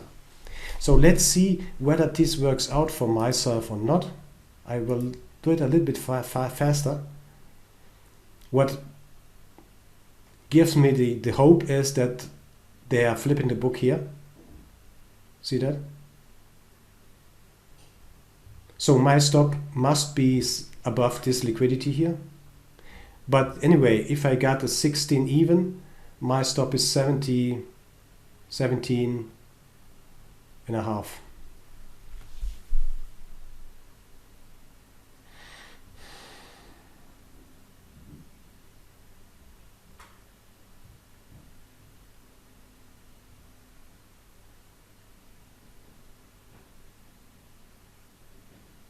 This is the retest.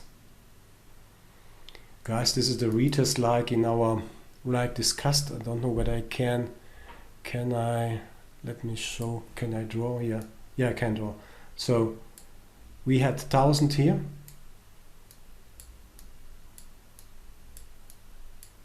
And we had, I think, 800 here. This is the liquidity area we have looking at all the time. From the beginning. With our knowledge, we know this was a high traded area here. And now let's see how this, what happened here. So I'm absolutely comfortable because I would like to trail, to close one or two contracts, or one on contract being with two, having two runners.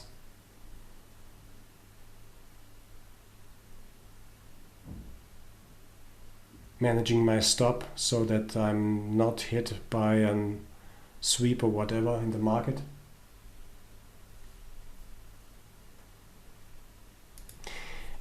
In this situation, what is the next possible target? Well, the high volume area, which is the red line, and this looks to me like this is almost like a vacuum there, because there's in between. Yes, what do you think this one here? Yes, sir. This is 3110. We have 600 contracts. Yes. So given I'm short because of I have good volume, was absorbed. Exactly where. Yes, and we good liquidity. So there are 2 or 3 arguments which are in my favor, and additionally I have seen this in the order book. Given I'm short, it works. This could be our next target.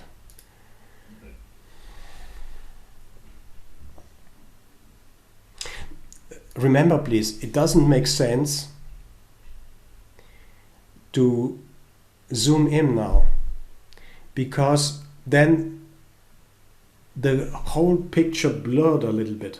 So we are talking not about 10, but about 14 and maybe 12 or whatever. That means the presentation is relative to the volume. Therefore, when you are trading, then you can have a zoom in, for example, here, and a detailed look on what is happening here. But when you are trading, you should be concentrating on next targets. This should be the mid target 10, based on this one, and then Hopefully this will work out. Maybe they are coming back here to, testing against the VWAP. I think the VWAP is not in the right position because this is a replay, so it started at 9 or 10 o'clock my time. Anyway, ignore the VWAP here. So the position is clear, the market proves us right, and then the next target should be the 10 target here. Let's go a little bit faster. We have a lot to do today. Now we got support on the offer. You see that?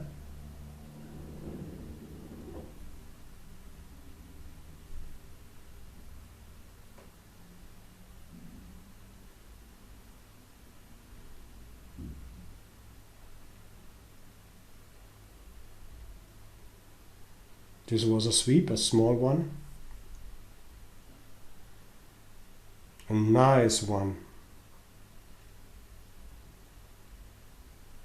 Tighten the stops. This is the next to trailing stop at 14. Oh yeah, come on.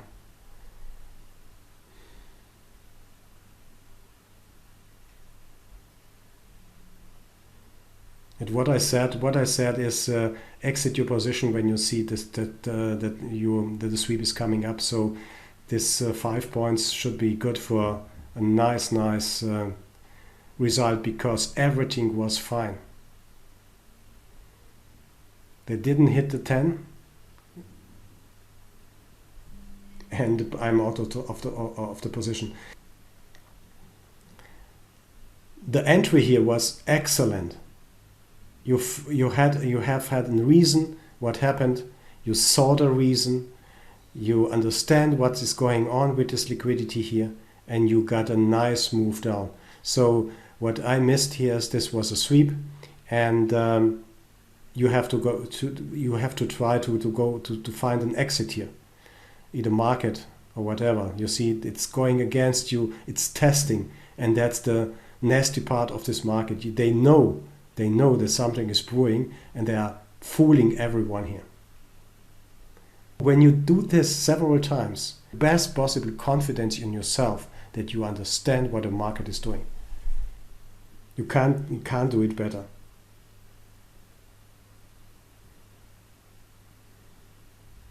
And it was a sweep again here, I think so. No, we go against the sweep.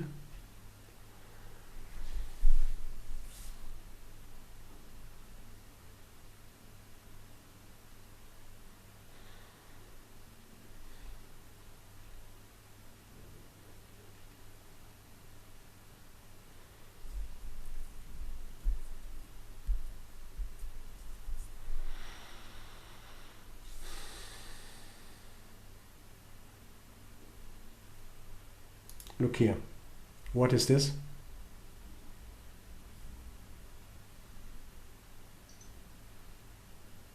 There's no volume. Yes. Black space. No volume, nothing. Walter, when I was reviewing this, I thought it was interesting. If you look at your time, right where your cursor is, if you go to the left until you get to, I'm sorry, the other way. Let's see, 1630 would be 930. So 937 or 1637 your time. Look at what happens to the liquidity there on the bids. Yeah, you can zoom out even more. And then what was interesting is at 1037, the liquidity really drops out of the book again. Yeah. Here and here. Yeah. Yeah. And it really, to me, was a foreshadowing that there's probably no support and we're going to go south the rest of the Yes, absolutely, absolutely. I'm just curious. Let me go back to the 35.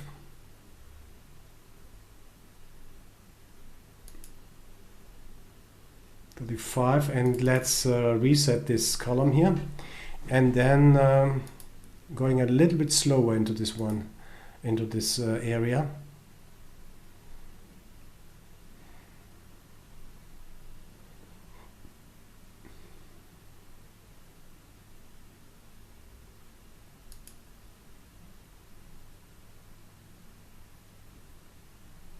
there's not so much volume here hitting this level here. We are talking about 200. Now it comes up. Look here, look here. Look, you see this 900 here?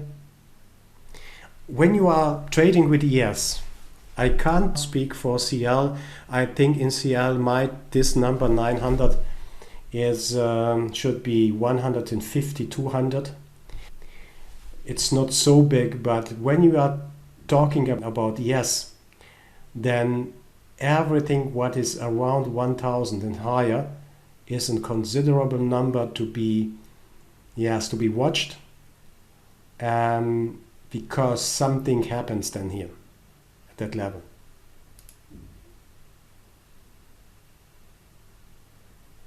You see, no one wanted to trade the 75 area here.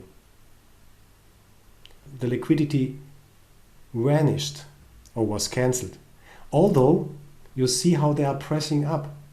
You see how they are stacking on the bid. Here, stacking on the bid. You see that? But this is fake.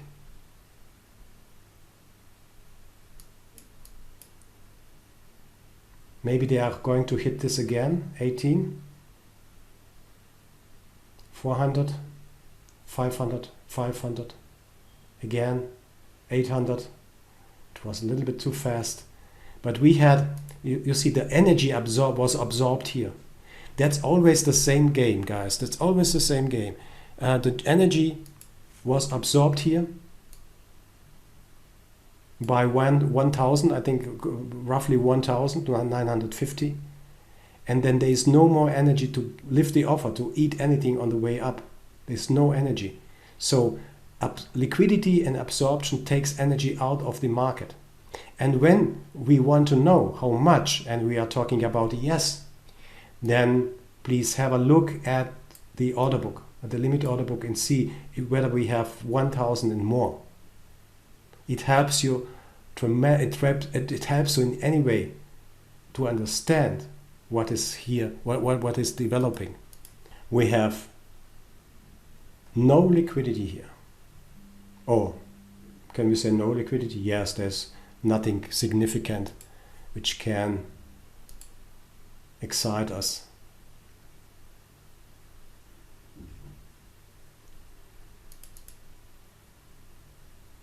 So we had based on our knowledge 2 entries here. First of all was this 16 area, which was good for theoretically 5 points.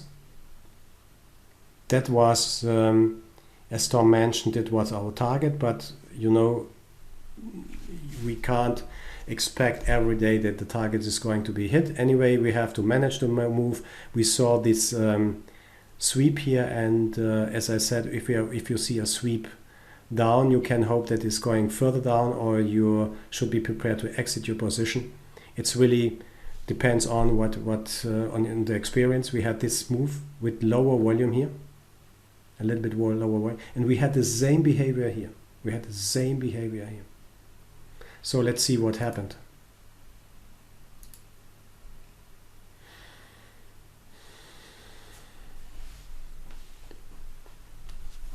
I think this was the start for the down move, wasn't it?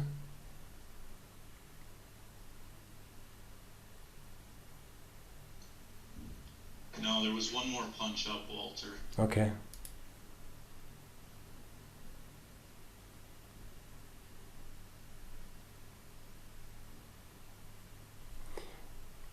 Anyway, it doesn't matter. We have to go be short here. Because at that moment we don't know what is going to happen, whether this move is good for 10 points, 20 points, or 2 points. We don't know. Now, in hindsight, we can explain everything. That's not the big deal. But we had 2 positions. The first was 16, the second was 17. And it yielded in 5, 6, 7 points. And again, it went against us. Yes, we have 800 traded here, 800. And when you see these numbers traded, and it doesn't have the power to lift the offer, be cautious. Look here. This is a sign of weakness or a sign that someone knows more than we. Book There was flipping. 1,206 absorbed up there. Yes. Sorry? Again? There was 1,206 Okay. were absorbed.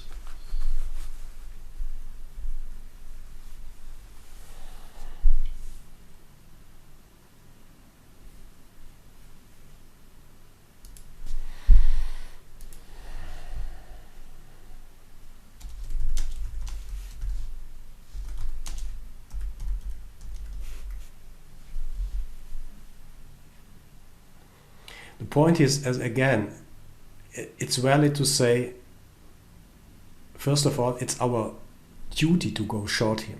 It's our duty to go short here. And when we see that, it's our duty to go out here. So on the way, on this trading here, from session start, we had two trades or three trades. Let's assume we have theoretically 3 trades. The 16 was a good trade, and the 71 was a good trade, and this 18 was a good trade. So we should close the trade at 14 here in this area. That means roughly we would have 7, 8, 9 points in our account. That's extremely good, because we don't know. It's easy now to discuss what is coming, but we don't know what is coming, what the future is bringing, what they are doing here. If the China news comes up or not, it's really not predictable. Simply as that. Look at the liquidity come out of the book again at 10:01. Yeah.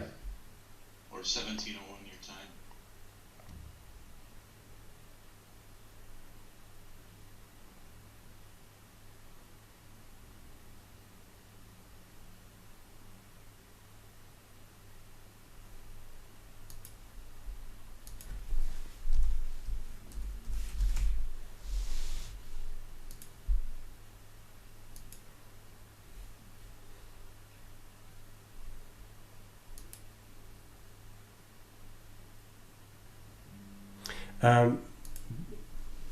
By the time you will get a feeling for your market, whatever you are trading, so you will feel and see that the market is highly nervous. See that? The market is highly nervous. It makes you nervous too when you are trading that, because we are expected here to hit the 10 level, and by the way, they canceled that before the announcement. That's also language where the market is saying, hey, stop here. I'm not willing to trade this one here. This is a clear sign. This is a clear indicator. And you will see that the market is extremely nervous. The nervousness is shown in this zigzag behavior. You see that? It is simply a matter of time. When you are trading your market with this method, you will understand that the market is extremely nervous. And when the market is nervous, maybe they are expecting something. And so the people who are trading, nobody knows at the moment what is going to happen.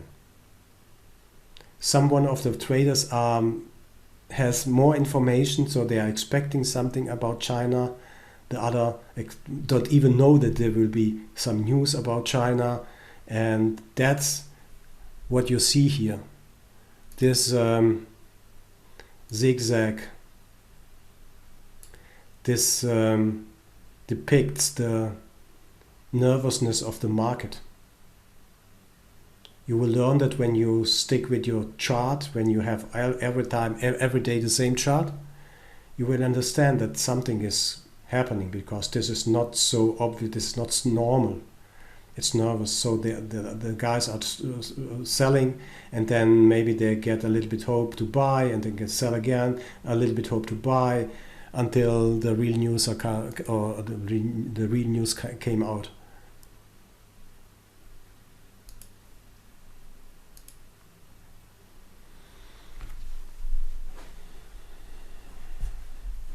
Oh, come on.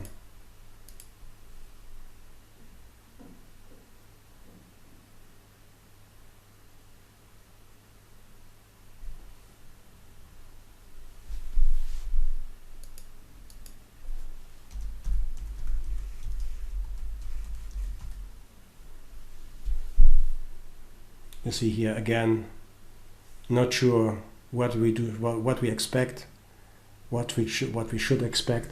This is completely nervous market here.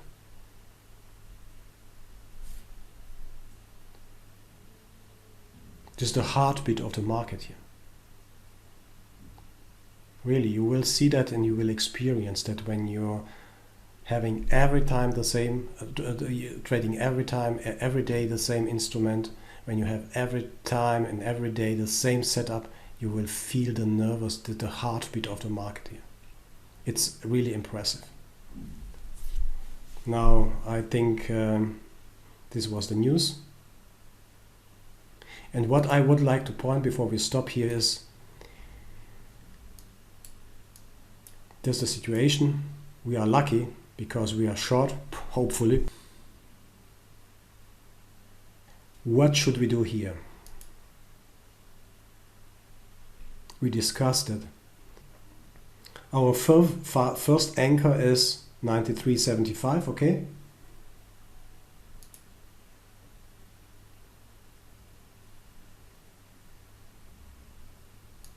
Our assumption should be what we have learned. We are in down move, so the move is touching this 93 area, and then we are going, it's hopefully snapping back here, and then we are long here.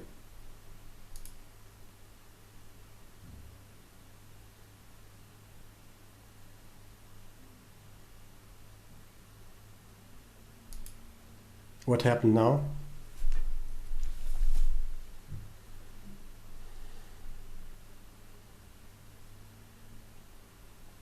What happened here?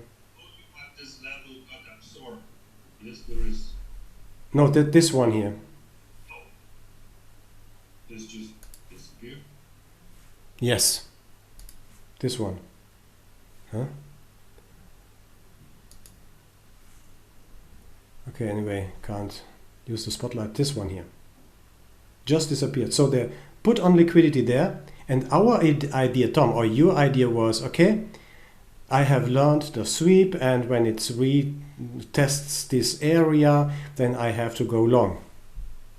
That's what I have learned. Walter told me this is a sweep, a 90 degree, and then goes 50% up and then comes down, and this is the area to buy. So I should go long here around 94. Well, except the volume is no longer there. Yes, of course, it's no longer there. That's one point. But we need lower volume here. To be very clear, we need lower volume here. We need divergences. We need high volume here and low volume here to go long, because the market is exhausted here, or is trying to, yes, it's exhausted here. But the point is, what I would like to say is, the initial idea was, okay, this is a sweep, a huge sweep. We have a correction of the sweep. And my idea is to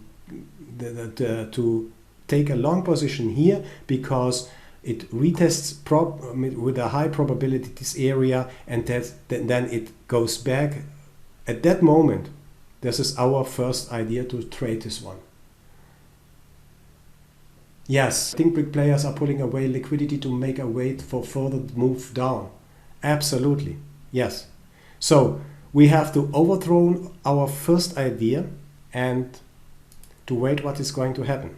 Now they are coming back with this liquidity, and now second or third liquidity forms below here. And we know liquidity is always an attractor. So because the first idea didn't work, they canceled that. Be very cautious with that. And second liquidity came up 4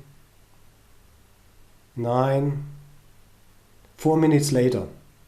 Second liquidity came up 9 minutes later. Then, because the rule is still valid, it doesn't matter whether we apply the rule here or here, but the rule is still valid. We had a huge sweep down, a huge sell-off. The market must retrace and try to close this vacuum. The question is now where. And the first idea was we are going to take this area for a long, and because it was cancelled in front of our eyes, we have to cancel our idea and to wait for the next opportunity we have or we get. Now we have here the next opportunity. That means our idea is we have to look for this move, so we have to find, when we are brave and experienced enough, we have to find entries here.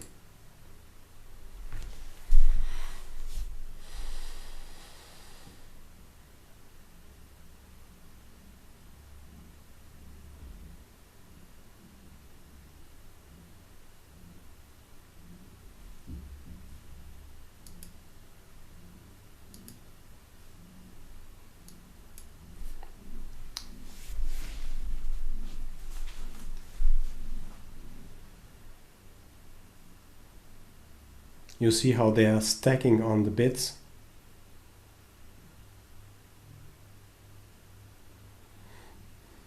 This is a very, very good floor here below.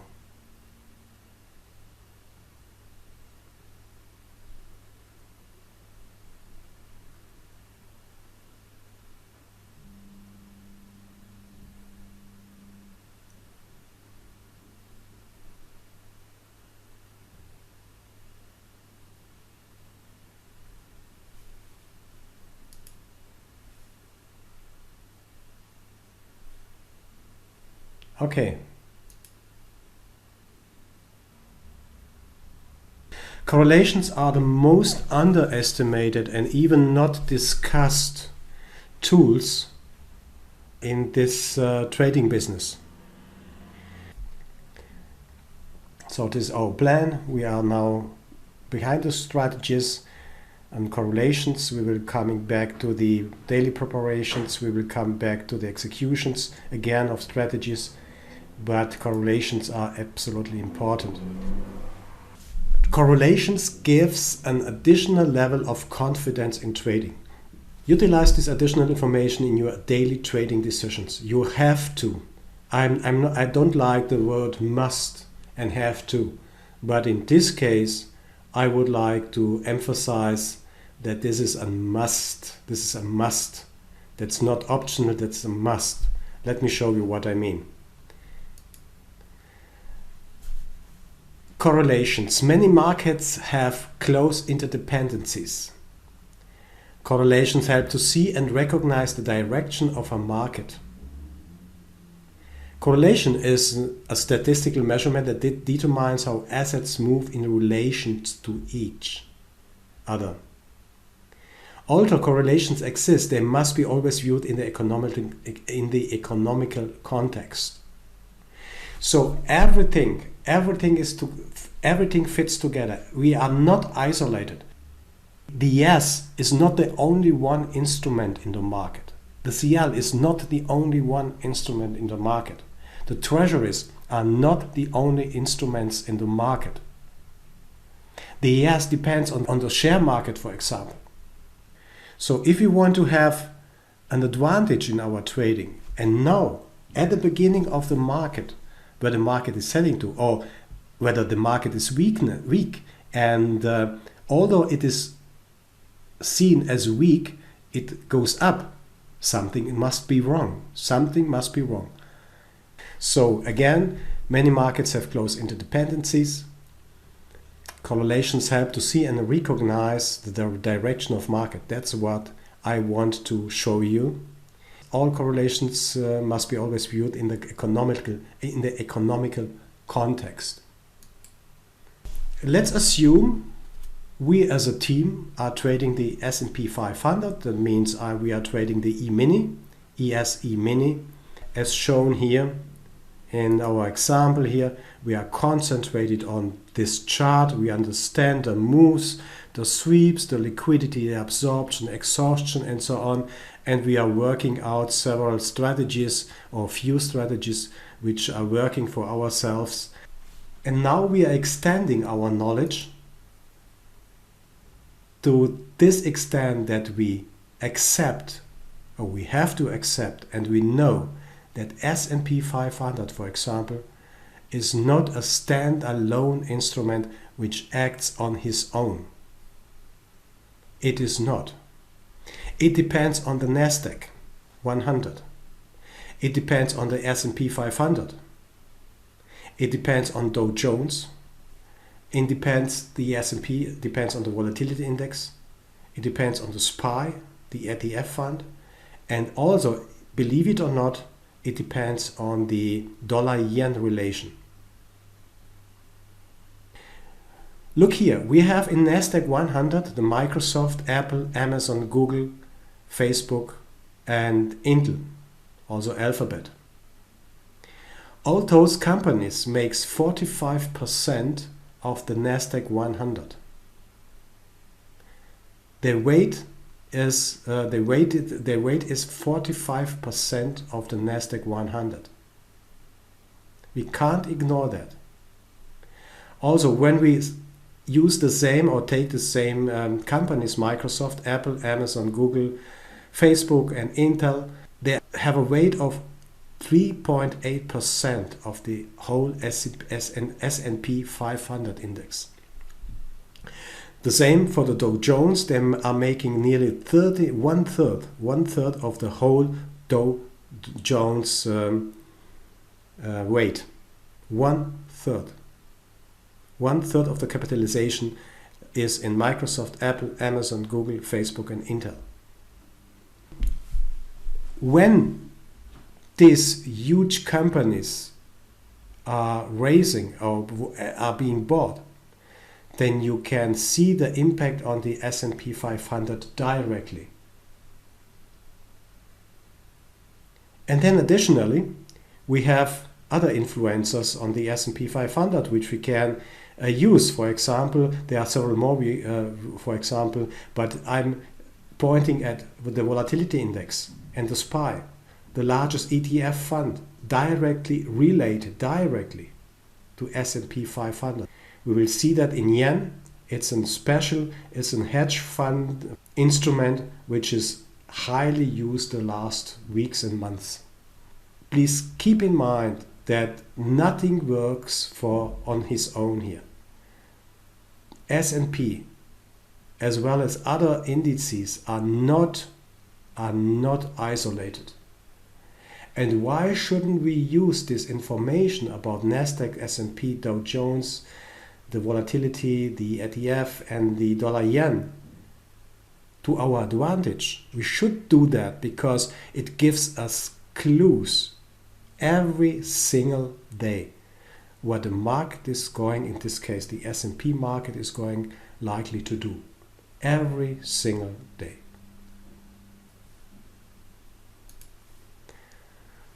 Look here, only one correlation between ES, Microsoft and Apple. You can see it literally. So we have the same market behavior in Microsoft here, in Apple here, like we discussed this week. So nothing changed in terms of our mechanics, market mechanics, in terms of our terminology. Nothing changed. It doesn't matter whether you trade shares, Microsoft, Apple or whatever, or you trade futures, or you trade Forex at the CME. Nothing changed. Everything, the knowledge remains the same. The instrument is, of course, a little bit different. The knowledge about the market behavior, market mechanics remains the same. You see that very, very clearly, ES, Microsoft and Apple. If you only watch this one, you can get a clue what the market is doing. We have absorption here. At the same time, we have extreme good liquidity at Apple. At the same time, we had an extreme good liquidity at Microsoft and also traded high volume here, high volume here, high volume here. Now put several charts together. This is the ES, Microsoft, Amazon, NQ and Apple, and this is the volatility index, the SPY, and the yen. I think this is the yen here. Now we are in the position to trade. We are trading ES. We are weighing liquidity and the volume here. And on the right side, we have Microsoft, Microsoft, Apple, and Nasdaq, and the YM. Or in this case, it's Amazon. On the left screen, we have volatility index and the SPY, and we have also the yen-dollar relation. What is happening here is we have had a strong buy in Microsoft. Microsoft shares has been bought like crazy here, as well as Amazon, as well as Apple, as well as Amazon. And of course, because they are going up, Nasdaq is also rising in the same speed, with the same speed. On the other side, the volatility index is a counterpart. So if the volatility is coming down, so the fear is disappearing out of the market. And the SPY, you can see the SPY as the same like here as the ES, ETF. Then we are in an absolute strong and firm position to buy the ES. In this case, it even doesn't matter where we find an entry, because if this is rallying, if this is raising up, and so on, the fear is decreasing, SPY is up, also the yen-dollar is decreasing. We have to buy it. We have to buy ES. We don't need to think about liquidity. We don't think about volume and so on. All the fine stuff.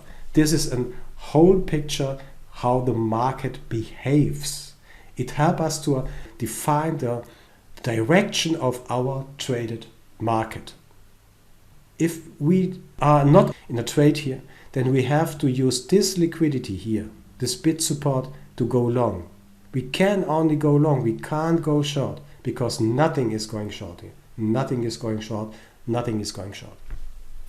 You will see also days where everything is going short, then you have only to sell these instruments. You have to sell the instruments. You will see days where Apple is up and Microsoft is down. Nasdaq is going sideways. This is also one-to-one transferable to the ES. The correlation of markets is extremely helpful. That gives you the advantage, a huge advantage, to see more than other traders who are concentrated on such rubbish here. They are concentrated to go long or to buy something because this Ichimoku is green here. They are concentrated to go short. I don't know why. I don't trade this, because got the signals here. Too late. The move started here, not here. And then you are looking at your indicators. You are staring at your indicators. You are concentrated on them. You have 1, 2, 3, 4, 5, 6 indicators or more on your chart, and then you're looking, when do I get a crossover of this one? When do I touch the MACD, or the Bollinger Bands, and so on and so on and so on. You're concentrating on that, and you don't see what is going on here. It costs you nothing to see on one view what is happening in the markets. Just look right and left on your screens, and you will immediately know. In a blink, you will know what is going to happen or what is happening. And then it's really hard to decide to short this one, because if this is rallying, then you can't short this.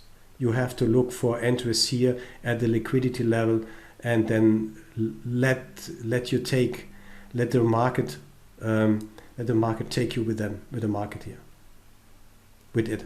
Let the market decide where to go.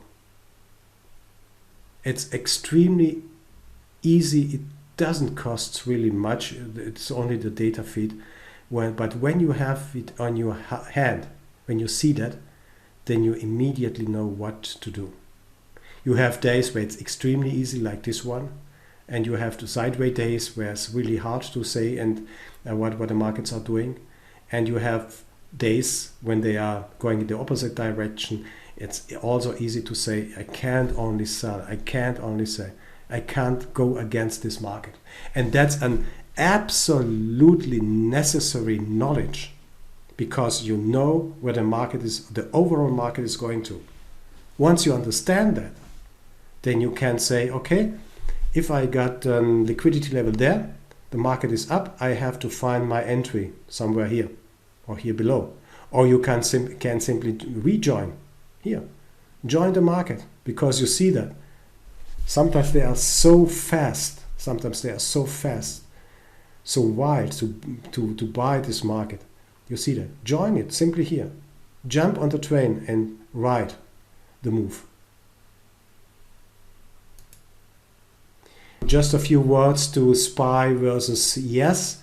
The SPY of S&P 500 Trust is an exchange-traded fund which trades on the NYSE Arca under the symbol SPY.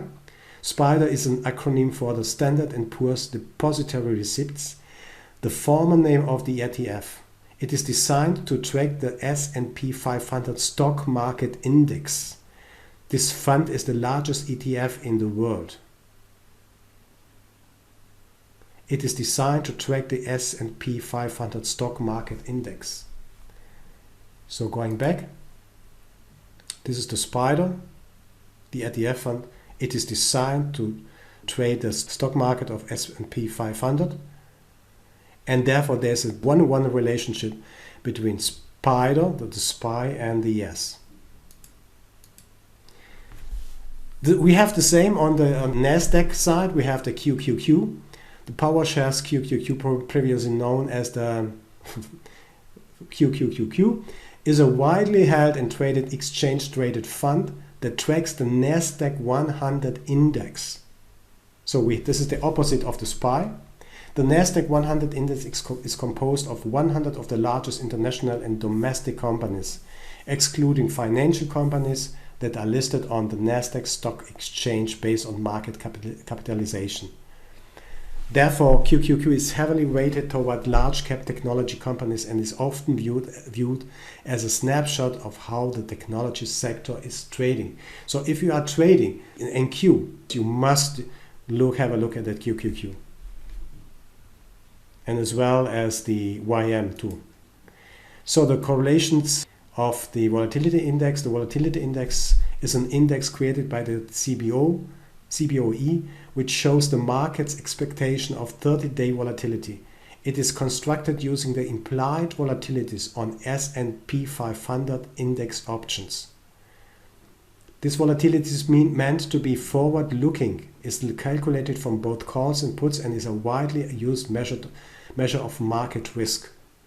The VIX is often referred to as the investor's fear gauge. Volatility and the index move up when stock prices are falling and investors are fearful. The index volatility and fear decline when stock prices are rising. Going back here. But the fear is declining here. And when the fear is declining, that means actually for the market that the market is going up.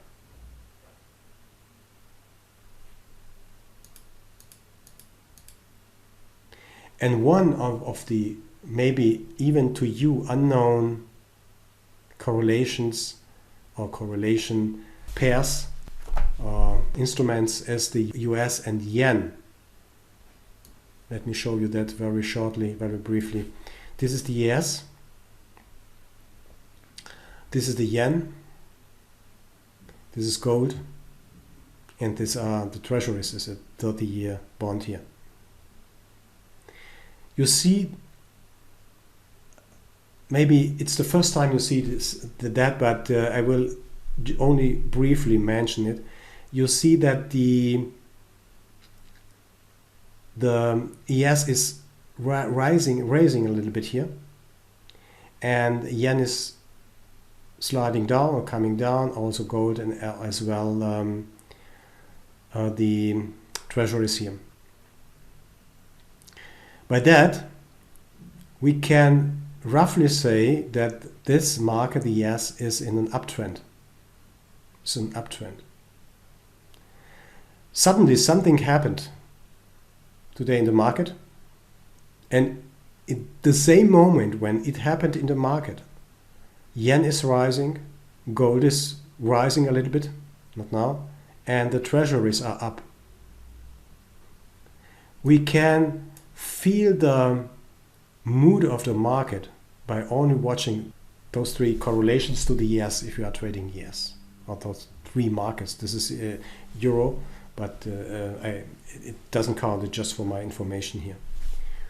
In the preparation section, we are going through this one to understand what could be the move, or what is the mood of the market. And when you see that in a long term, so we don't need it at 5 minutes, we only need to see the fever curve of the markets. Then you see it's going down, down, and as soon as it starts raising here, ES is dropping.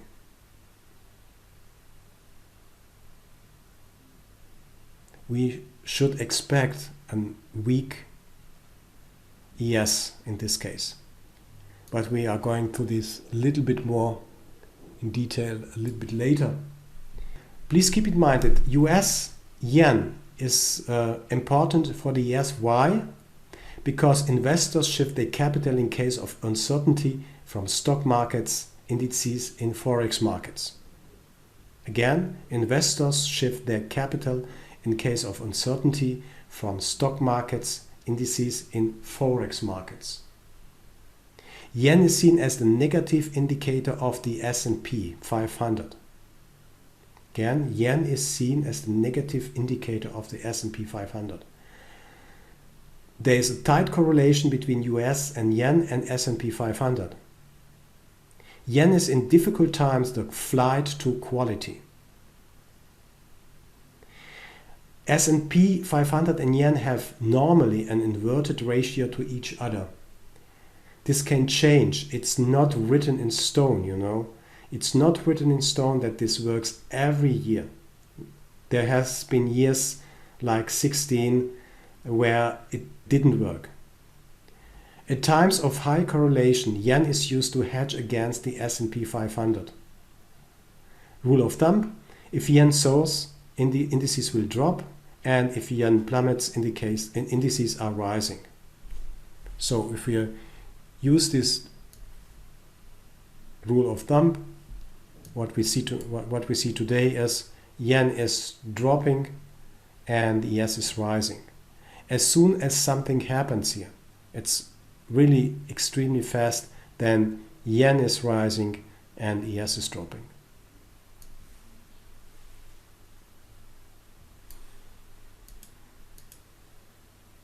So you see that on this picture in your documentation.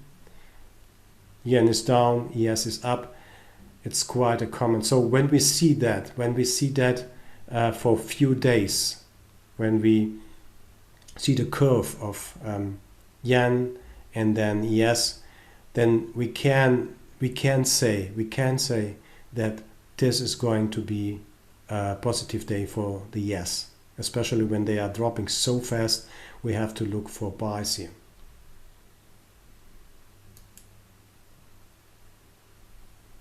This is the 6J and this is the ES. You see how they are reacted? It's nearly at the same time. They sold into the liquidity. The liquidity takes everything out of the market. It was a huge absorption in the yen, US dollar. This is the 6J future. At the same time, I'm sorry, I have 18 p.m. That means 6 p.m. my time. Doesn't matter. That's noon time in New York. EST. You see the same behavior here. dropped into liquidity, touched the liquidity at whatever, 26.14 here, and dropped down.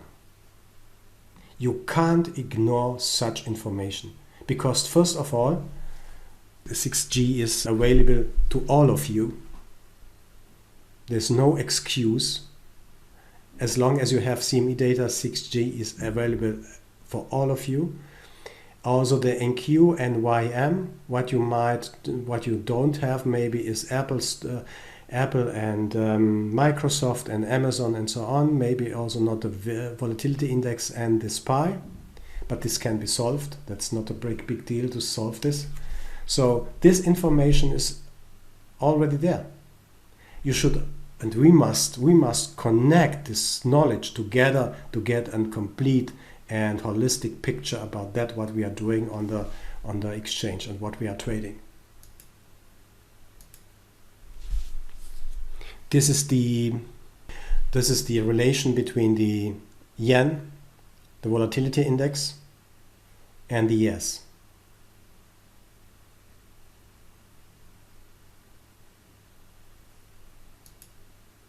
Bookmap comes with a correlation tracker. So you could easily have those correlations on the chart. I would not recommend to do so because of performance issues. You can use the correlation tracker, but be aware the more you put on your chart, the worse becomes the performance of Bookmap. The best way is, in my opinion, to have several charts open. You see immediately what is happening. Look here, this was a sweep. You remember what sweeps are? A correction. Now let's come to the treasuries. Also, the treasuries has an extremely important impact on the S&P. The 30-year bond, CB 10-year T-note and the yen and 5-year T-note correlate strongly. If you want to trade treasuries, then it is highly recommended to have the 30, the 10, 5-year, maybe also the 2-year bond and notes open to see the correlation. They are strongly correlates. Sometimes you have the advantage that the 10 years a little bit ahead, and if the 10 years ahead, then be sure that 30 years also following. Stock and bond markets correlates contrary. When bond market soars, the stocks are likely to fall, and vice versa. Investors tend to shift their capital. Investors are hedging the S&P 500 market against the bonds and vice versa. So that adds the picture. If you're trading S&P 500, then it's absolutely necessary to see what the bond market is doing. So you don't need it to have it on on the Bookmap chart, but you have, I'm sure, either Ninja Trader or maybe you have Thinkorswim or Sierra Chart. I don't know what you have, but it doesn't matter what charting system or platform you have. It is important to put this information on your desktop or on your chart. For example, you have the ES, then you have the ZB, ZF, ZN, and then it gives you a nice picture what is really happening. Look here, the treasuries are rising all the way up, and the ES goes the contrary way or goes the opposite way.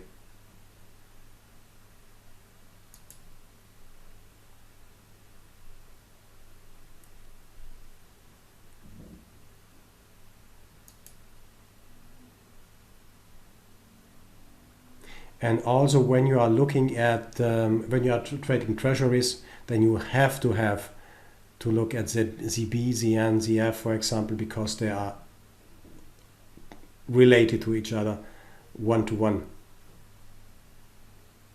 There's no chance to look only at ZB and don't look at the other pairs, or not pairs, but the 10 and 5-year and 2-year. Treasuries. Okay, trading preparation. What I'm doing is to have a macro view, and a micro view. I'm trying to get historical data. I'm using cloud notes for my information only, and I'm using custom nodes for ad hoc entries. It might sound a little bit odd, or it might sound a little bit cumbersome, you know, how to say it. But once you are accustomed to that, when you do that every day, it takes you, I guarantee you, colleagues, I guarantee you, it takes you not more than 10 minutes. What I'm doing, I'm using the, let me show you that. Let me remove this disturbing one here. I'm using this chart simply to get the yesterday's high, yesterday's low.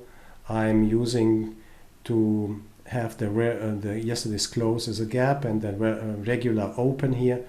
I'm also watching the VWAP, yesterday VWAP, and maybe 2-day and 3-day VWAP only, just for my information. That's all, nothing more. And I'm putting all this information in the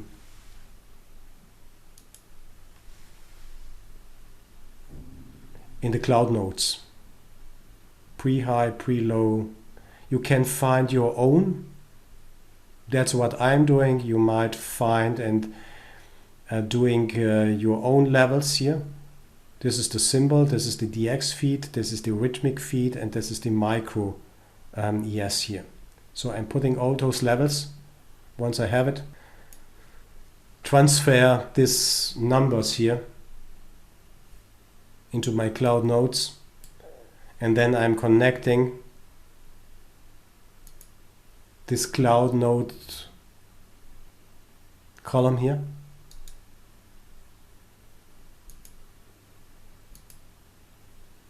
and pasting the link.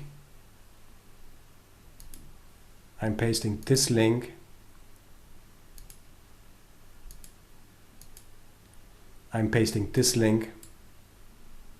What you get from Google Notes here. It's the easiest way, by the way. You can do it also with OneDrive. You can also do it with OneDrive, but it's a little bit, yes, it's a little bit odd to adjust it or to put it on, because OneNote is not giving you this this link here. It's really easy to copy this link, and this link is pasted in the cloud notes download URL, and that's it. Automatically I'm feeding all my charts. You can also do it for InQ, you can do it for ZB, for whatever you are trading, CL, of course, gold. And so I have information, rough information, mostly about the high and low and the open and the close. So I'm not looking for gaps. It's highly interesting on some days, and also you can put your own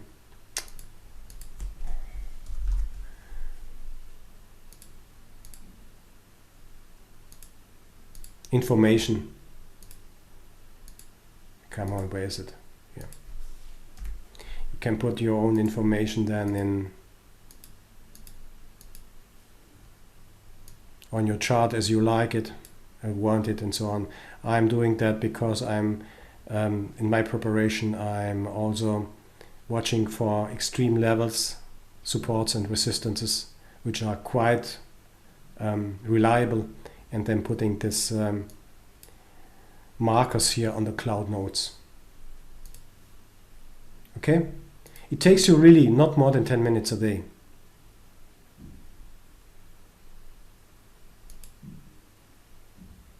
So that was my preparation. I stepped aside from that because I'm using this cloud nodes. Please go into the documentation, and it's really obvious. It's not difficult to get it into your bookmap chart.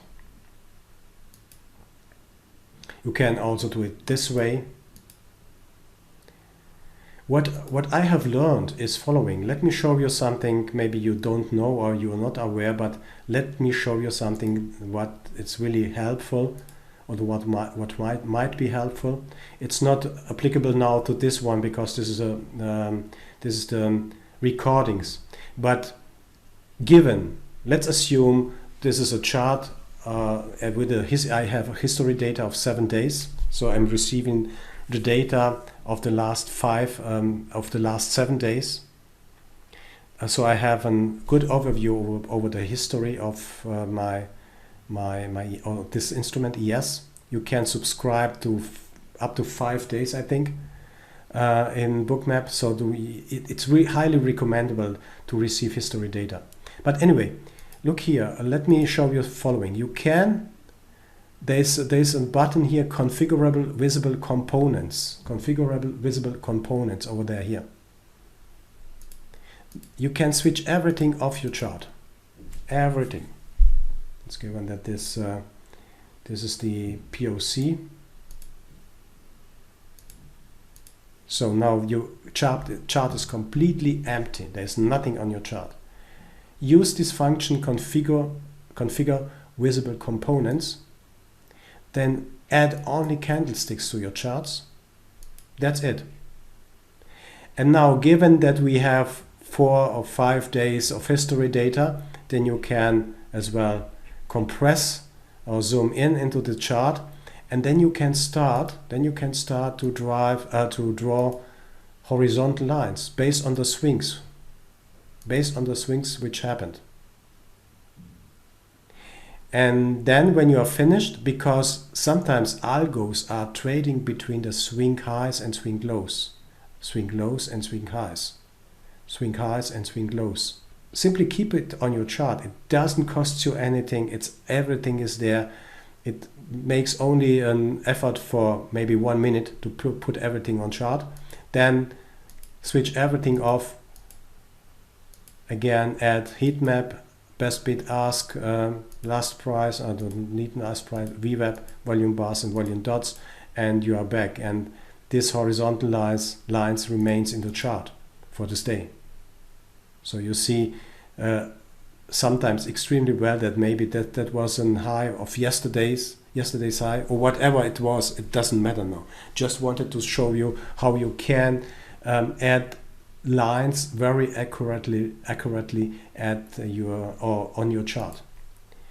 So that's what I wanted to show you with this documentation here.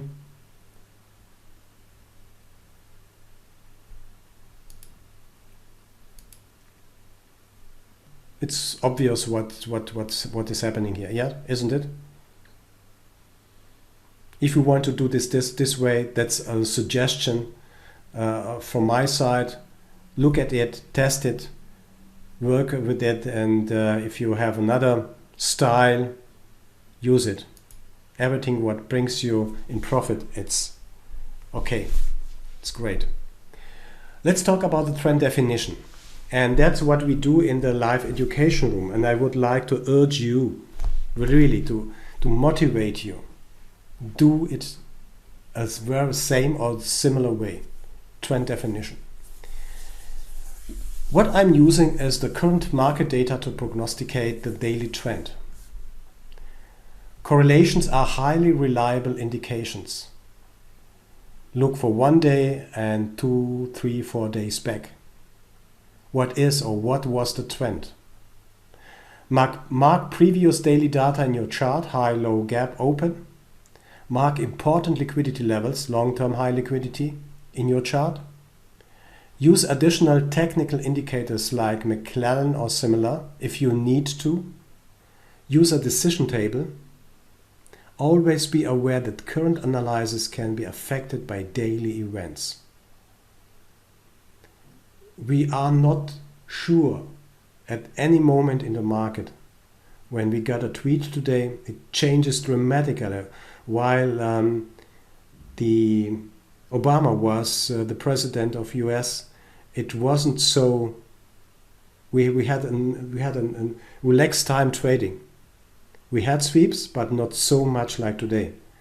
And we live in really turbulent times. So please keep in mind that every preparation can be overthrown in a blink. Always be aware that current analysis can be affected by daily events. So this is my trend definition table or decision table for my trading. You can do it your own way. So this is an example from S&P 500 Future and the ES Mini. What I'm looking, let me show you that here. I'm looking at the ES, at the yen. You can put it on your chart as I have. At the yen as a hedge instrument. So if the yen is down, most likely we will have, let me compress that, I can't that. If the yen goes down here, ES is likely to go up. Then I'm looking at gold. Gold is an confidence. It's a confidence index, about the confidence. Is there confidence in the government? Is there not confidence in the government? Is there confidence in the market? Is there no confidence in the market? Gold is a good measurement for the overall confidence in the markets, in the governments even.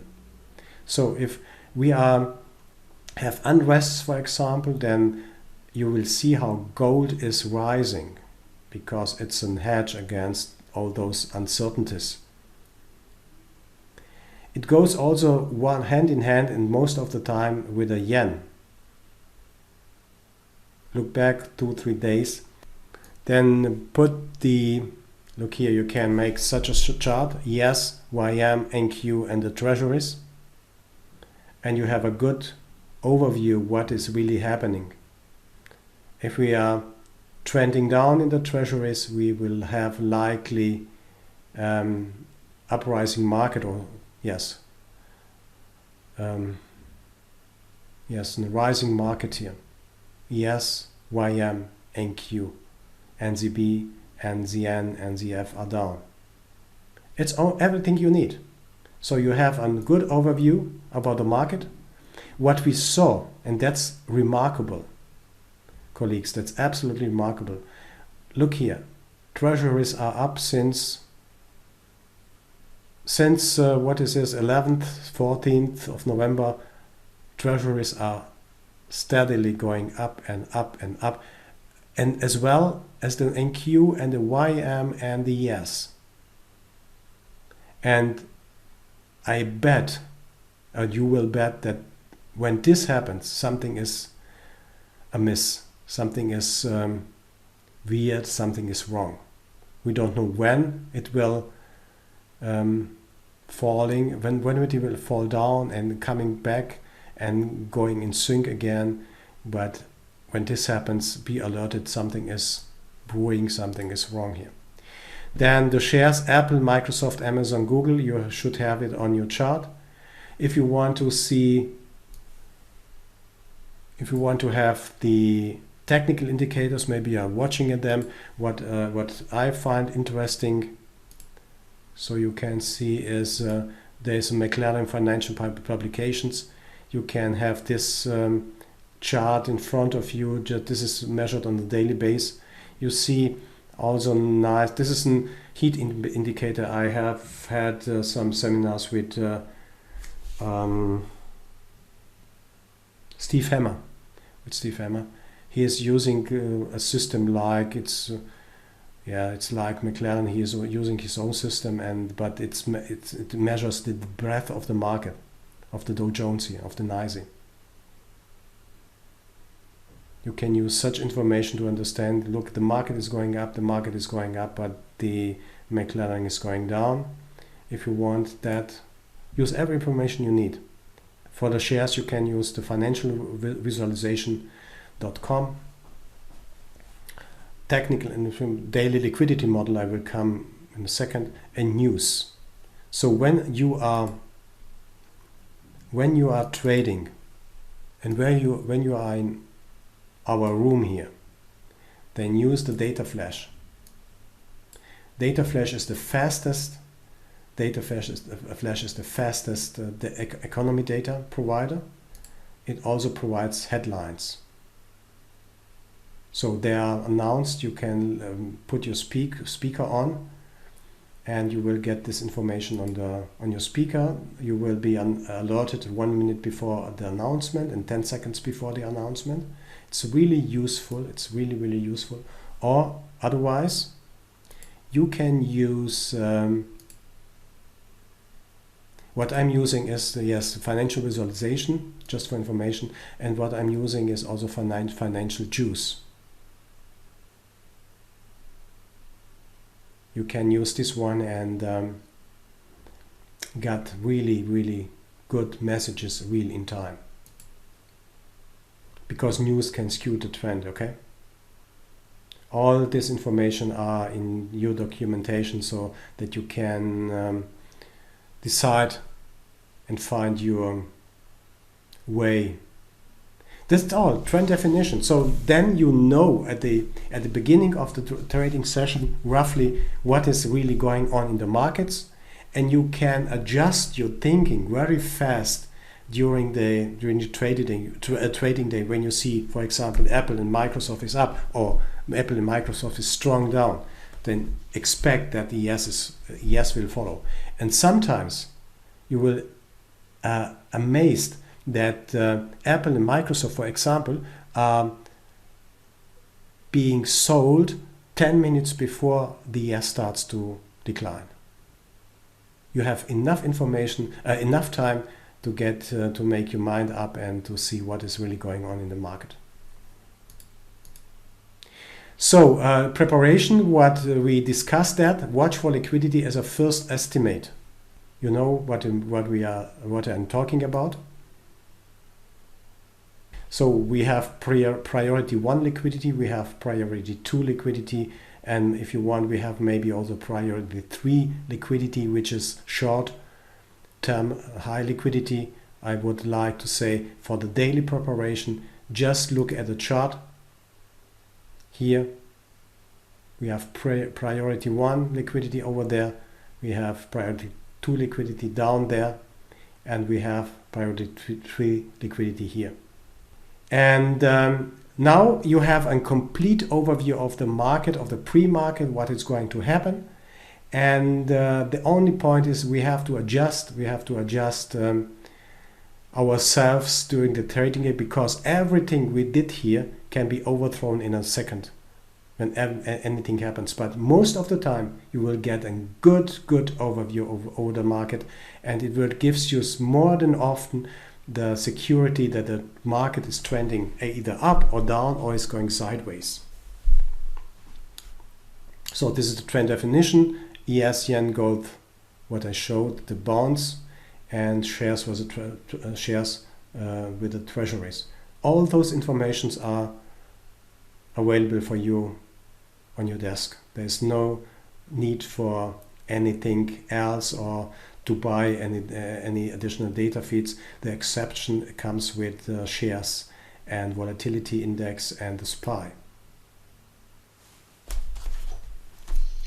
Walter, I've got a question on your pre-market analysis. When you're looking at, say, the liquidity areas of the previous session, and or doing, if you will, a bird's eye view of the where the liquidity levels are before the market starts, and then zooming in, kind of like I'm trying to think of, kind of like looking at in comparison, and I know Bookmap doesn't do it on time, but like for instance, comparing a 1 week, 1 day, 1 hour, 5 minute, when you zoom in and out of Bookmap looking at liquidity levels, do you do that, or could you comment on that anymore? No, I don't do that, because this could be misleading. What I want to see is the first one, you have to have at least 5 or 7 days of historical data to do so. So I have it. That's not the question. But the question is what is So what when is you're looking at, say, the current screenshot that you have up here, and it's roughly 30 points wide. Is that normal? Is that what you're looking at, or does it depend on the price action? I mean, how do you when you're looking at the liquidity levels, are you only looking at the nearest long-term liquidity levels, or do you look at something that might be 20 or 30 points away? I'm just to answer. I would like to only have a look at a priority one liquidity. That means I would have to look at this one, and maybe we see some days a very strong liquidity over there at 25 or whatever level here. Very, very dark red liquidity here, and maybe also on the bottom side here. I'm just to say that I'm noticing that. I'm placing a marker here on the cloud nodes with an alert. I'm noticing that. But the point is, when it comes to trading, it's good to know what can happen at this level 25 or even of 95 level here if there's a strong liquidity. I would put a marker on, and then I would like to forget this liquidity. I don't look at this priority 3 liquidity or smaller liquidity, just to have a clue, where big players are putting their liquidity or the money on, and to understand what the market is doing. That's all. I'm not looking at 5 days back. I have to look a little bit later when we finish here. Does it make sense to look back 5 days? I don't believe that, because what we want to do is we want to trade this day, and we want to get 10 points out of the market, then close the PC or the laptop or whatever you have, and then enjoy your life. That's at least my goal. That's at least my goal. So to answer your question, I only look for the for the high liquidity, long-term liquidity. It might be 26, it might be 18, it might be 100 or 95 here. And then I place the marker on them, and then I'm trying to forget them. When it comes, given the situation now, I'm short here, and we have this big, huge liquidity like in our example. Then, of course, I'm reminded that when I got a fill here, I'm so in stress, and I try to understand where the next targets are, or where the next target is. And then this comes again in play. It makes my life a little bit easier, because I have marked this level, and I see this level as a possible target. But I don't want, I myself don't want to interpret too much into those levels. They can disappear in a blink, as we know. This one, and as well as this one, as well as this one here. Everything can change extremely fast. And even, look here, and even this preparation, even the prep work, we see that yen is declining, gold is declining, and the treasuries are declining. That means the market is going up. Yes, it was true, the market went up. But then suddenly something happened, and they switched their view too in a second. So coming back to your question, George, I'm only looking for the priority one liquidity. I put the marker on those levels, and then I'm concentrating on the micro view, or on the bird's eye view, on the 5, 10, 30 minutes per chart, like here, to see what is really going on. I would like to have an entry, the best possible entry at the best possible high point. High point or swing high in this case. That's all. I wouldn't like to recommend to over-evaluate the market. Where is it? Can't find it for it. I wouldn't recommend to over-evaluate everything. You can sit there for 1 hour and analyze every single price level and every single market. My experience is that I would like to know the extremes, the swing highs, the swing lows, where is liquidity sitting for a long time, and in this case we have been right. So maybe you are a trader, or I am a trader, who jumps simply on the board, on the train here, and let the price going towards this 15 level, and then I'm cashing in 3-4 points, whatever. It depends really on. But I'm looking just for the high liquidity, and then I'm putting the markers on.